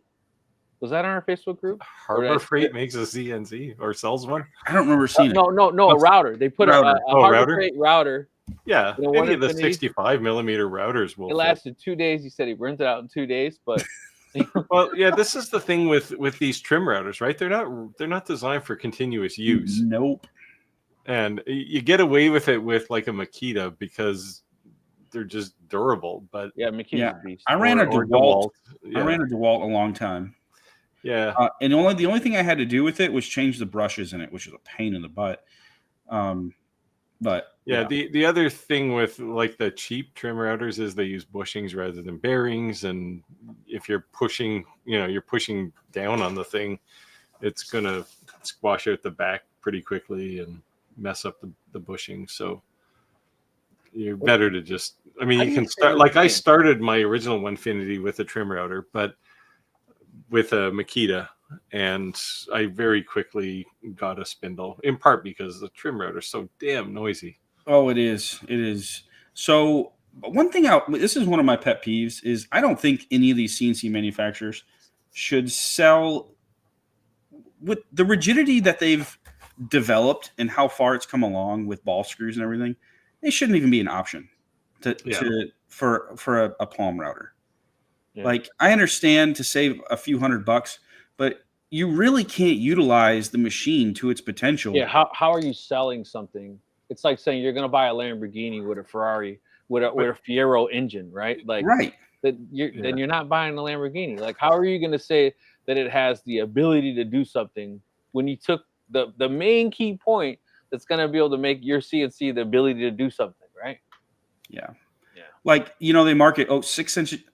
This drives me nuts. I could give a passionate speech about this. All right, go down a rabbit hole. Let's hear it. The marketing, 600 inches per minute. Why? First of all, why are we picking I've seen it like 5 different companies use 600 inches per minute. Someone just one up them and go 700. Because first of all, like, you're never going to use it. You're never going to use it.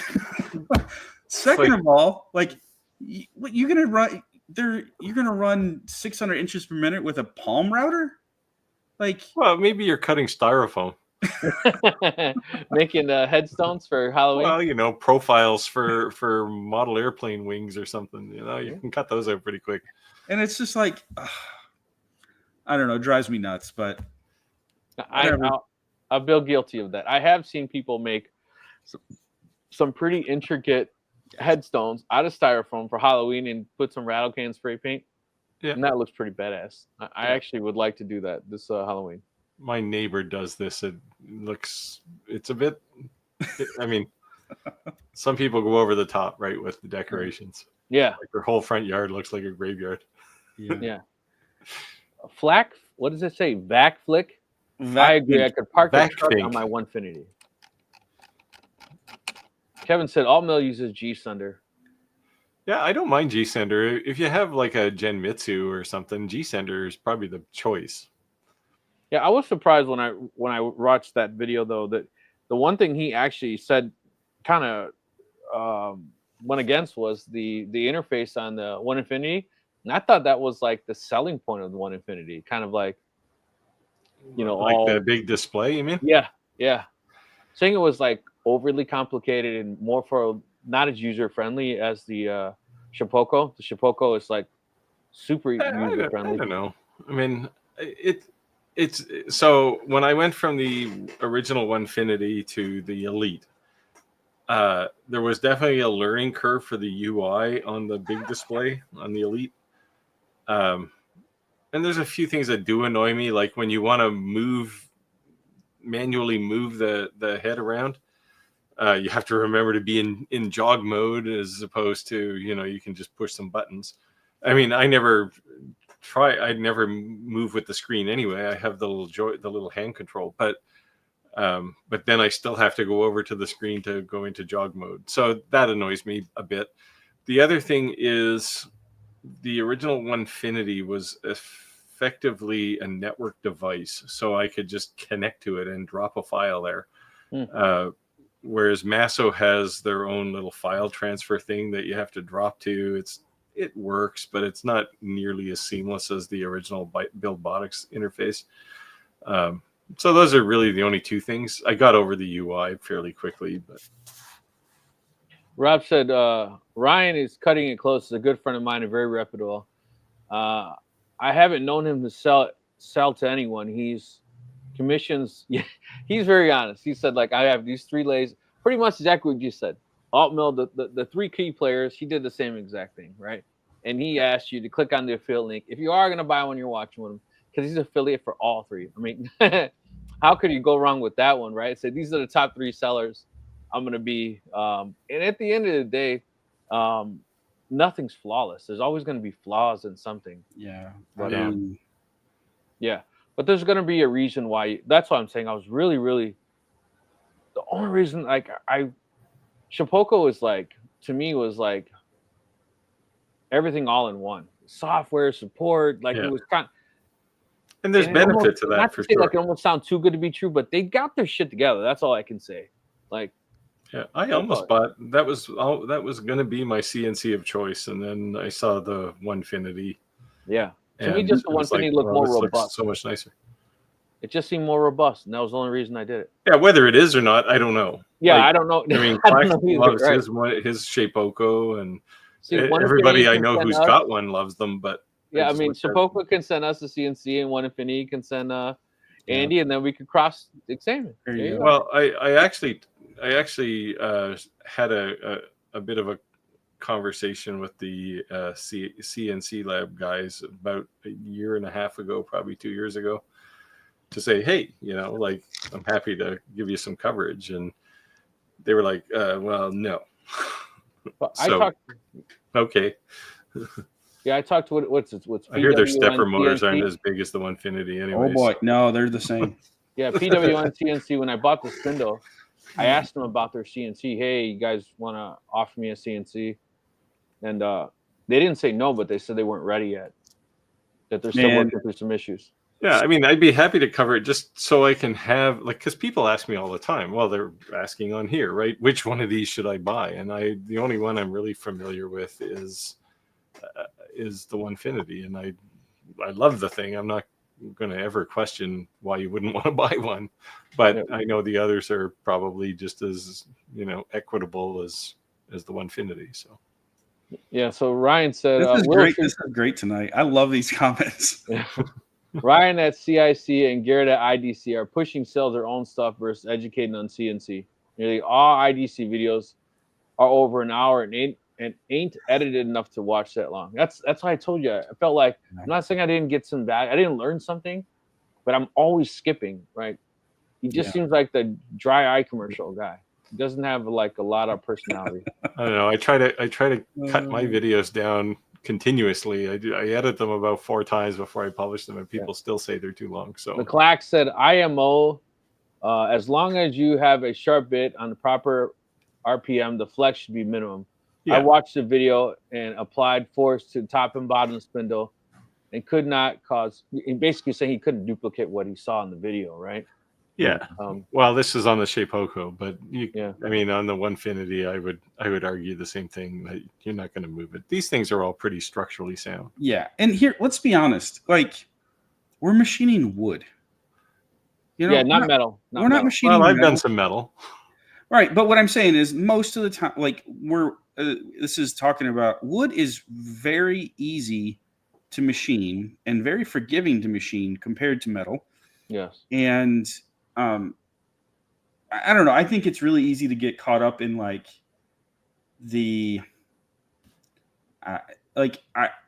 if you watched it, it was a month ago, 2 months ago, I made a series of videos about this the Shapeoko, and it's like, I made a comment in there about the marketing. It's like everybody's marketing speed, or mine's faster, or mine's stronger. Like, get out of, like, at the end of the day, you are not going to be like, wow. I mean, personally, you're not going to be like, wow, my machine's not rigid enough, or wow, I can't go fast enough. I can't get to 600 millimeters a second, damn it. Yeah. Like, that's not going to be what you're going to be beating your head against the wall because you can't figure out the software. Yeah. That's really what's going to happen. Yeah. You'll forget all about the hardware in the first hour. So I don't know if I'd say, if I would diminish the fact that we're just doing wood. Like, have you ever done any exotic hardwoods like Jatoba or Bubinga? I've done these things. Are like cutting concrete, man. They're hard. Yeah, you are right. You are right. There's some extremes there, but if you go to the hardware store and get a piece of pine, you're gonna cut through that like butter. But even like North American hardwoods. Yeah, I mean, I've done oak and I've done things like that. They're all plantation grown though. Anything now, right? You don't really. Hey, hardwood. Look here, Mr. Canada. What? Well, I mean, you can't cut down that racist tree in plantation. We sell you softwood, not hardwood. We're giving you the hardwood right now. Exactly. If you're flexing your machine, you probably don't have your speeds and feed set right for your bit to be using, or your bit we worn out. Just my opinion. Yeah, and so what we're talking about, though, let's be clear, is we're talking about these hobby machines, kind of the top of the market, right? These reputable machines, Onefinity CNC Labs, and Shapeoko. They're all very competitive, and you're not going to be like, when you compare them, not one of them are you going to be like, that one is currently now, maybe 3 or 4 years ago. But currently now, you're not going to be like, oh, that one looks cheap, or that one doesn't look. You know what I mean? Like, rigidity is not going to be. I think what really matters is if you cut the same project out on those three CNCs, you wouldn't be able to tell one from the other. Thank you. That's what I was trying to say. Yes. Yeah. So Clack said basically, the design is made for the force against the bit, not a grown man to try to pull and twist it. I edited that response, but if you can read that on your own. I agree, Clack. Yeah. Since there are more how to make videos than how to make market videos. I'd rather see marketing videos. And that's one thing we keep saying too, is that even if you are the Billy Badass to be able to make something, if you can't find a seller, there's no point unless you're just trying to hang some cool stuff on your own wall, right? Yeah. I've got some cool stuff on my wall. I mean, I don't know about your channel, Andy, but I tend to focus on 3 pillars, right? There's the workshop tech, which is all the review stuff. There's projects, or, go make something. And then there's the business piece. And I'll try to rotate through those to make a bunch of videos on all of them. But I was shocked, actually, just because I hadn't made a business video in probably a year and a half. And then I made 3 of them now recently. And it's like, I was just shocked that people just ate them up. And it's a good indication that there's a need, right? And I think especially now with all the kind of economic uncertainty, people want to know more about getting their business going and keeping it alive. So speaking of that, Andy, looks like the next 4 comments are for you. All right, let's go. So Willow Tree says, I'd like to see longer format, more detailed videos, examples, stack text, how I would tackle that. I watch your vids probably because how you deliver content. The others, IDC, for example. Drag it out and I keep thinking the birds got to have an easier way to do this. And I really enjoy when you bring other makers on, shows you value. It's not all about self-promotion. Yeah, for sure. I just try to show different. I did that last year. I did some interviews, and I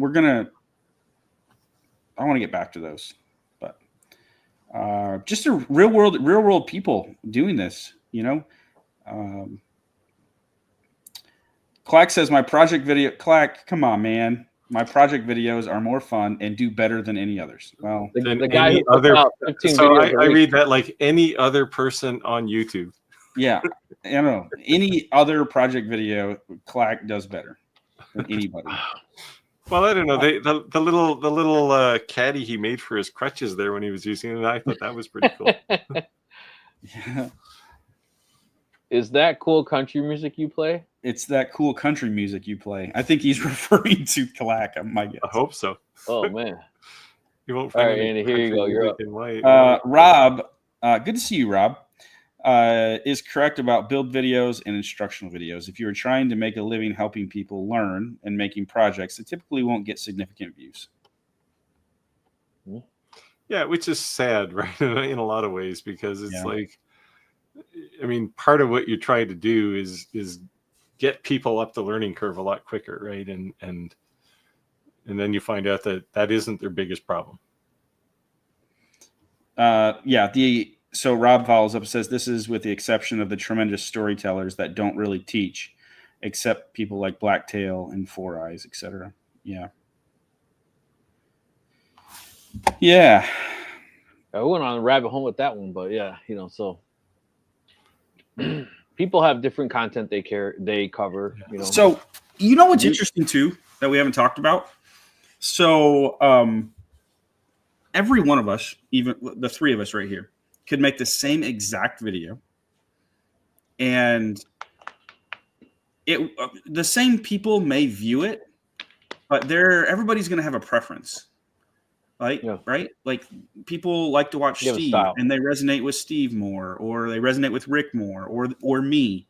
And so it's really interesting to think about it. Like if we looked at our demographics, our viewer demographics, they would be totally different. And so we don't have to appeal to, I'm not trying to appeal to everyone. Some people are going to like it. Some people aren't. And that's just kind of what it is, Yeah. It's a tough thing to measure too, right? Like I said, this pricing video I did, I have no idea why that thing went ballistic.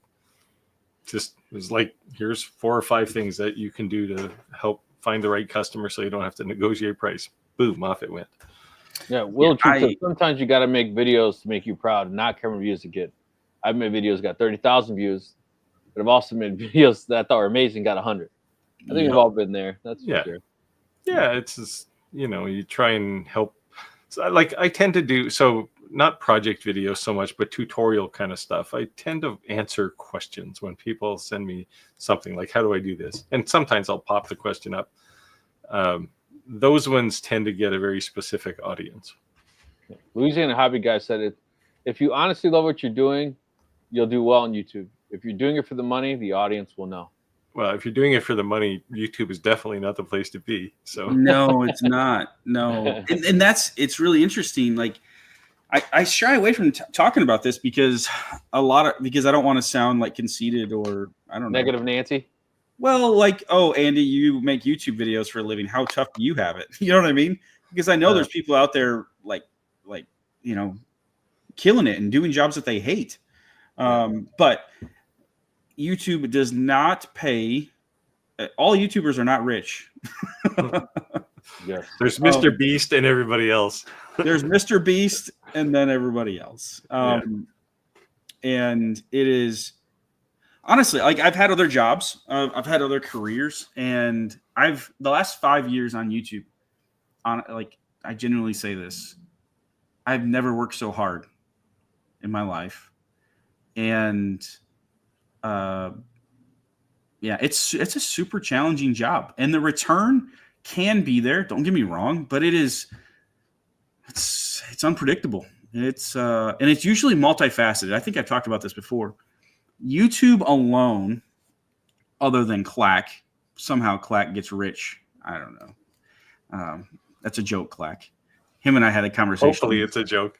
Him and I had a conversation about this in person. Yeah, well, the CPM RPM conversation a Yeah. couple months back, whatever. Yeah, but and I'm sure he'll be commenting, but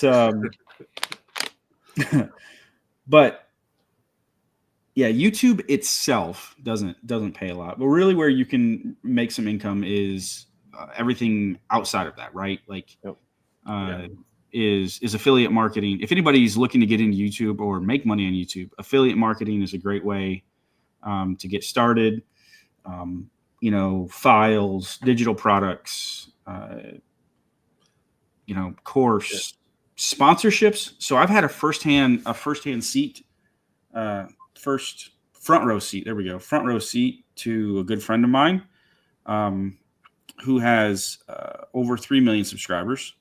Nice. And his business model was heavy sponsorships. It was very lucrative, but very, very unstable. And he was on a rat wheel all the time, being back,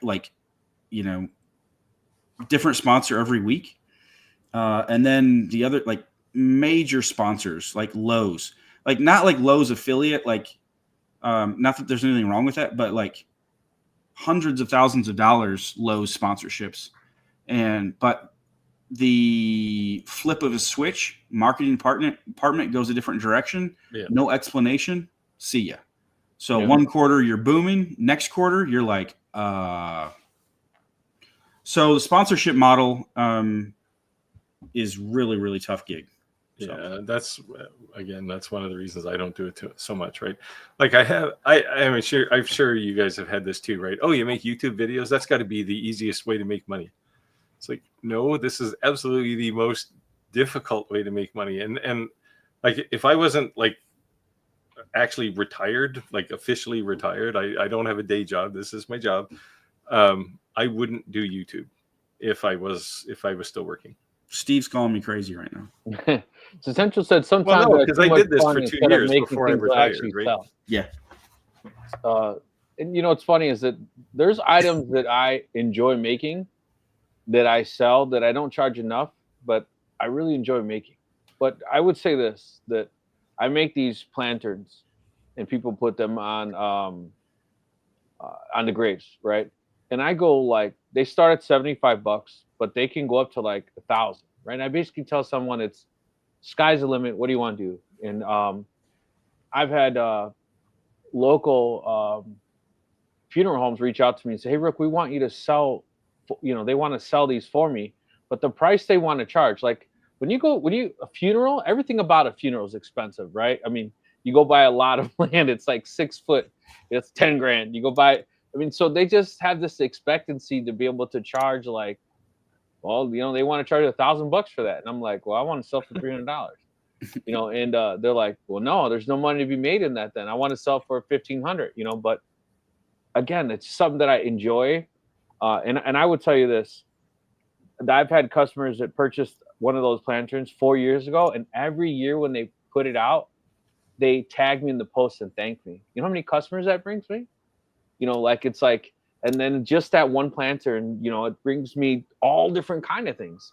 But I really, really enjoy doing those. It's I definitely don't charge enough, but it's just something I get satisfied. Now, if I was just purely pumping those out, I couldn't do it, right? Because then I wouldn't be making any money at all. But there has to be some items that I think sometimes you just do because you're passionate about. Yeah. Yeah, most of the projects I do that I really enjoy, there tend to be customer projects, are things you're never going to see on my channel because I did those because it was that was enjoyable, right? Yeah. It's a decompression actually from this stuff I do over here on YouTube. And it bothers me sometimes because there's some really interesting things that I've built that I think other people could make, but it's just I just can't bring myself to separate my actual work day from my YouTube. Absolutely, day. yeah. He said Shapoko's $4,800 versus the Pro $6,300. Yeah. Yeah. I've actually got an interesting project that I'm looking at doing. So it's interesting that you say that, Steve. Is I enjoy building random stuff. Yeah, well, Like- that's what I do, right? Like one-off random stuff. So I've got a friend who reaches out to me with he works for a company that, and I can't talk about the project in detail yet, but it's they put on events. So they're basically an event company. So like, big conferences, production company stuff. So crazy builds, stage sets. I've done things in the past like that. So for like the last couple of years, I haven't done any of that because just time. But he reached out to me recently with this project, and it is 8 foot by 8 foot. It's one giant letter. Okay. And it has very, very detailed. It's a giant letter made out of instruments. Let's just put it that way. Musical instruments. So it's not a big F. No, it's not a big F. So anyways, but I'm really thinking about one, it's revenue. It's a job, right? Two, I think I'm going to use, I'm looking at using, like in HDU, different machining a different material, right? So like, what do they call it? Corofoam. Yeah. You ever heard of corofoam? Like coroplast or foam, actual foam. It's actual foam. So it's like machinable, like for exterior. Yeah. Sign makers use it a lot. Yeah. For exterior signs. So new material, and I've really enjoyed like trying to figure out how I would make this, and how it's massive, So do I make a video out of it? Do I just make it? Do I, all these different questions swirl in my head. But it kind of ignited a little spark, like just making something random again, that I'll never make again. This is one of one. Yeah. See, and that's one of the reasons why my whole business is that way, right? Like I rarely make two of anything. Yeah.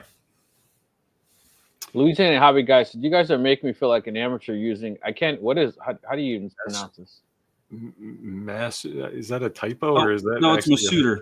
It's the Fox Alien Masuder Pro. Oh yeah, okay, yes. There you go.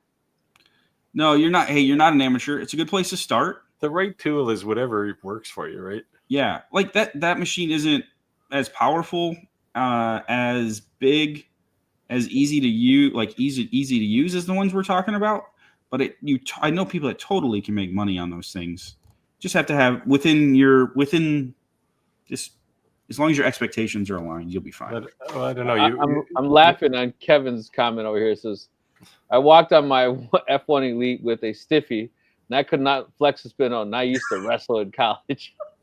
He's trying to put in a half Nelson, like, come on, baby. Yeah. I was wondering how he had to throw in. I used to wrestle in college, so we got to know he's strong. You glossed over somebody. Oh, this one. There we go. Yeah. A 3 horsepower spindle on a 3018. Yeah. You should do There it. you go. Totally. Diesel. Go for it. That would be awesome. I would do a video on that. And That would be like $50 laser project there. Twin Bridge and Stratton motors. I'm gonna take the spindle off my Avid and put it on a 308. That video will get a lot of views, just because. Yeah. So Steve's custom video is very well made. Thank you. Late to the party again. And better late than never. Better late than never. We had some very good, interesting talks. You can always go back if you wanted to catch up. No problem. Zin said, somebody make a video about how to scale a business without hiring help. Well, I can certainly do that. I'm sure. Well, you could too until you went and hired somebody, Andy. Yeah, I would say don't underestimate ChatGPT now, man. Yeah. Well, Oh, yeah. yeah, So for sure, man. that's that's. I mean, I have recently subscribed to. I was always using ChatGPT, but I recently subscribed to it because I'm going pretty hardcore with it now. Yeah, I use it all day long, every day, Have at you work seen- and at home. Have you seen Chat GPT's new? They just updated the image generator. Yeah. That is So the one thing I like about, so I also have a subscription to Firefly. And if you've ever seen, and you'll probably see it in some of my recent previous videos when I was using Firefly to generate an image, anybody who's got a hand in those videos has like 8 fingers or Yes. something. Like they're all stupid, right? yes. So the thing that ChatGPT does is it draws normal people. They have 5 fingers and I did that today on each hand. and counted the fingers. Yeah. Tim said, Yeah, because and I of mean, the I video, went back things like actually and changed looked our at one policy at our store. So what was the policy that you changed, Tim? I'm interested to know. Because of your video. Oh, I yeah. What did you change, Tim? Oh, maybe the all prices are final or something. There you go. You got to read Give this me- one too. So I did hear in that video somebody left a quote which I'm going to put on a T-shirt, which is something to the effect of. Well, I actually wrote it down because I do want to make a T-shirt out of it. Hang on. Yeah. Mediocrity is sold at the shop down the street. I thought that was fantastic. I ran out of beers. I just finished my last water. I want to get too tipsy on the live. Roger said he is drinking in the dark tonight. So if anyone's Roger, we wondering why miss you, Roger's man. not with us, I know Jay don't play. Stopped in it. Say hello Yeah. to Roger. But Yeah, We'll have to tell Roger that Jay missed him. Jay said, "Where was Roger?" Where's her? What did she say? Her kissy face, something. Yeah, her yeah. sweetie or something. Yeah. And our reply was, "We thought he was with you." He's in the dark. He said, "Gotta go." There you go. Willow Tree said, if you want to make money as a YouTuber, get into CNC or laser, prepare for your efforts, and you ain't going to get rich overnight. Time, patience, consistency, truth, an audience, and customers. Yeah, and this gets back to the, you will get rich from doing this sort of thing on YouTube if money isn't how you gauge richness. Right, but also keep in mind that there are all those one-offers, right? Somebody makes a video and they go viral, but that's not practical, right? Like the Hawk 2 girl, right? Like look at her, she was famous for how long? Rich. That's a fad, you know what I mean? Like, Yeah. Don't, what do they call it? Mini bursts. Don't jump on mini burst ideas. Yeah. Because then you're on that hamster cake run. Well, that's the TikTok influence, right? Yeah. So the most viewed video on my channel was when I redid my stairs. This was in 2021. No, fall of October of 2020. And most viewed video on my channel has almost 9 million views. Wow. Long form video. Which has nothing to do with CNCs. Nothing. This was before I was doing both at the time. I think that video has made, I know it's less than $25,000. A 9 million view video, less than $25,000. And this isn't like, woe is me. This is literally just me sharing. I haven't been able to replicate that video in 5 years. Like the success of that video, right? Yeah. Yeah. But if you're trying, you're never going to, right? These things like that video I did, I don't know why it went viral recently. It just did. But my point, the same structure as every other video I do, right? Right. But my point being is that a video like 9 million views, right? I've made 300 videos since then. Not one of them has been close to that. Yeah. And it's like, oh, I hit the jackpot with 9 million views. It was like $23,000. So, okay, that's fantastic, but you're not going to live off of that, especially over 5 years. Right. Yeah. Like when I first started YouTube, the first couple videos, as you know, when you first start YouTube, they're just complete garbage. But the third video I did went basically viral. Like I had like 100,000 views on the thing in a very short time, and I was like, "Oh, YouTube is easy. This is going to be great." See, they did that to hook you. There you go. Well, no. So when I started YouTube, my rationale was, other than my own, I'll say, selfish interest in wanting to help people. I thought this must be easy because I know people who are like teenagers and they make $1 million a year, right? Yeah. And it's like, Yeah. so it's got to be easy. No, Gotta be YouTube easy. is freaking hard. It is hard. And honestly, so this brings we talked a lot about YouTube, but I think this is a great point. I get the question a lot is, Andy, why don't you sell more physical products? And so if I zoom out, like I haven't known you all for the last, Andy Bird Build started 7 years ago, and a little over 7 years ago. And that's what I started doing. I started making things and selling things 7 years ago. And if you look at it, the whole timeline, it has been like the whole 7 years. I made and sold heavy on the beginning to where I am lighter now. I still make and sell now, but I've went more digital than I have making and selling. And I get the question, Andy, why don't you make and sell?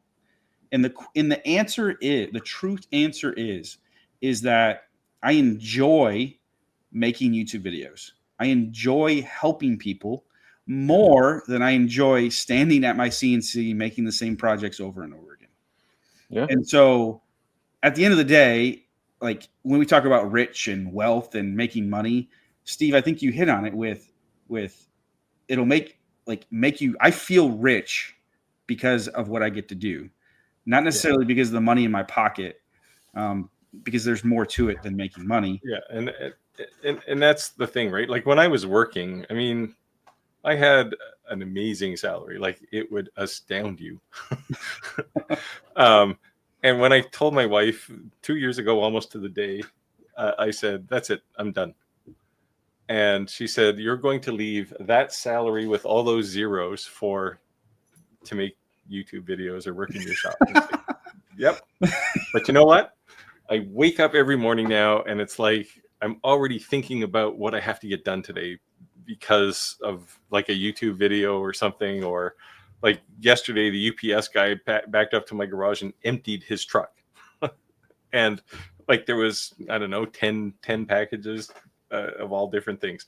Yeah. And I looked at that and went, oh, this is fantastic. Of course, now I have to make 3 or 4 videos in a row because they all want them yesterday, right? Right. So, so I think why I haven't moved on from YouTube is one, that fulfillment, but two, it's hard and I get bored easily. And I think because even after 5 years, I don't have it figured out, like quote unquote figured out. I'm still intrigued and curious. Like, I don't know. It's just something that is engaging. And the same reason I hate YouTube is the same reason I love it. You know? I want to share something. It says the average life expectancy is 78 years, while the retirement age is 67. We work for 50 years to maybe enjoy 11. So start enjoying your life now. There's no guarantee for tomorrow. That's why I quote unquote retired at 58. But just step back a second. Just rethink that. The life expectancy 78 years. You work to 67. Like all those 50 years of working, 50 years you're going to work to enjoy your life for 11 years. 50 years of work to enjoy your life for 11. So can you do something else that you're working, you enjoy, versus you just punch a clock because you have responsibilities? Yeah, it's a balance, right? And it takes intentionality, and it doesn't happen overnight. I don't think I'll ever stop working. Yeah, I don't think I will either. I don't have retirement in mind. I don't have a date that I'm looking to punch out.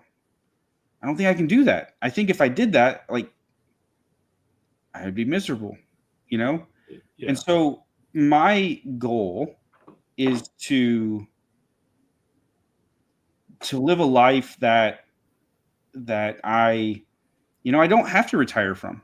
I don't know if I'll be making YouTube videos at 70 years old. You probably don't want to hear me, 25 years from now. But, I don't know. Not that I'm not saving or not that I won't be able to retire, right? It's to have that option. But the idea that I'm just going to stop doing everything and just go sit on the beach sounds miserable. Yeah. Like I said, wrong. 175 days left. Retire at 50. Hope until the 70s. I do know people who retired, and I mean, the retirement age here is 65. I do know people who retired at 65 and died fairly quickly after because they were just bored stupid. Yeah. And it's like, I mean, since I've stopped working full time, there's never a day when I'm bored. Well, guys, looks like we hit time. It's actually 7 after. But we definitely went down a rabbit hole, different type of topics. Now, I wish I was, clack and retired at 50. I could have actually, I guess, but I chased the almighty dollar. Yeah, for a long time. Hey, I mean, and the other thing too is like one size doesn't fit all, right? Like, everybody values things differently, they value time differently. Some people, I mean, I know people that absolutely love their job, 9 to 5. They go to it and they love it, and there's nothing wrong with that. And not everyone's meant to be an entrepreneur. And I used to be like that, but for the last 5 years I was working full time. I hated every second of it. Yeah. Until I finally said, okay, I've had enough. And that's the thing. When you get to that age, if you have a full time job, you will know when your time is up. So if you take anything away from this live, it's just everyone understands that there's times you got to do what you got to do. But it's also to have a self-motivation that you could do something else that makes you happy. That doesn't have to be the end-all, be-all job that just makes you miserable every day that you sit at the edge of the bed to say, do I have to do this for the next 25 years? Why am I getting up this morning? So if that's the way you feel good every morning, then make steps to change that. And it's not going to happen overnight, but you have the power to be able to make that happen. Instead of doing what you have to do what you want to do. Absolutely. Yeah. Cool. Yeah. Definitely a positive way to end the live. Yeah, for sure. Go ahead, Andy. I'm sorry. So. No, I'd say depressing, right? The person that is struggling, and they've got to put food on the table. Sorry. It doesn't. And you may think that's out of reach. Like doing what you want to do is out of reach, and you don't have a choice. Because I would say that's a lot of people. You will, if you are intentional now, you will have. I really believe that you will have a choice eventually.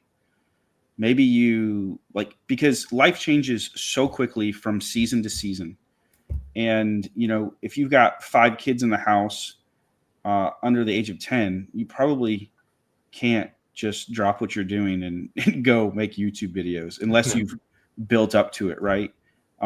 But that doesn't mean 10, 15, 20 years from now that you won't have that choice if you're thinking about it now. And so planning ahead and where do you want to be? And you start orienting yourself and preparing yourself for that. Maybe sometime I'll share. I think it'd be cool to share our stories, how we kind of got where we're at. I think that'd be cool. But what I'm doing now didn't start 5 years ago. What I'm doing now started when I was 18 years old. So 20 years ago. 10 years ago, we'd say? 20 years ago. I'll be 30. Look at this gray. So you don't want to be gray. You don't know You're gray. in your 30s? I'm 38. Yeah. Okay. I'm turning 46 this year. 38. So I will be 61 this year. Okay. Yeah. Later this year. Way later. All right, guys. No, I think this was a good live. We definitely had a lot of covered opportunities to share with people. A lot of different ground tonight. We did. We did. Yeah. It was good. It feels a bit like a sermon, but no, and that's the whole idea sometimes, the happy hump day. Like some people say they do come with questions. We did answer questions. But sometimes it's just a gathering, like you said, like a couple guys drinking in the garage and just be able to shoot the shit, so to speak, and feel a little better after life. I know I do. So For thank sure. you guys for joining. All right. We'll see you guys. Take care, guys. Thanks for Thanks being all. here. Yeah. See you. God bless. Bye.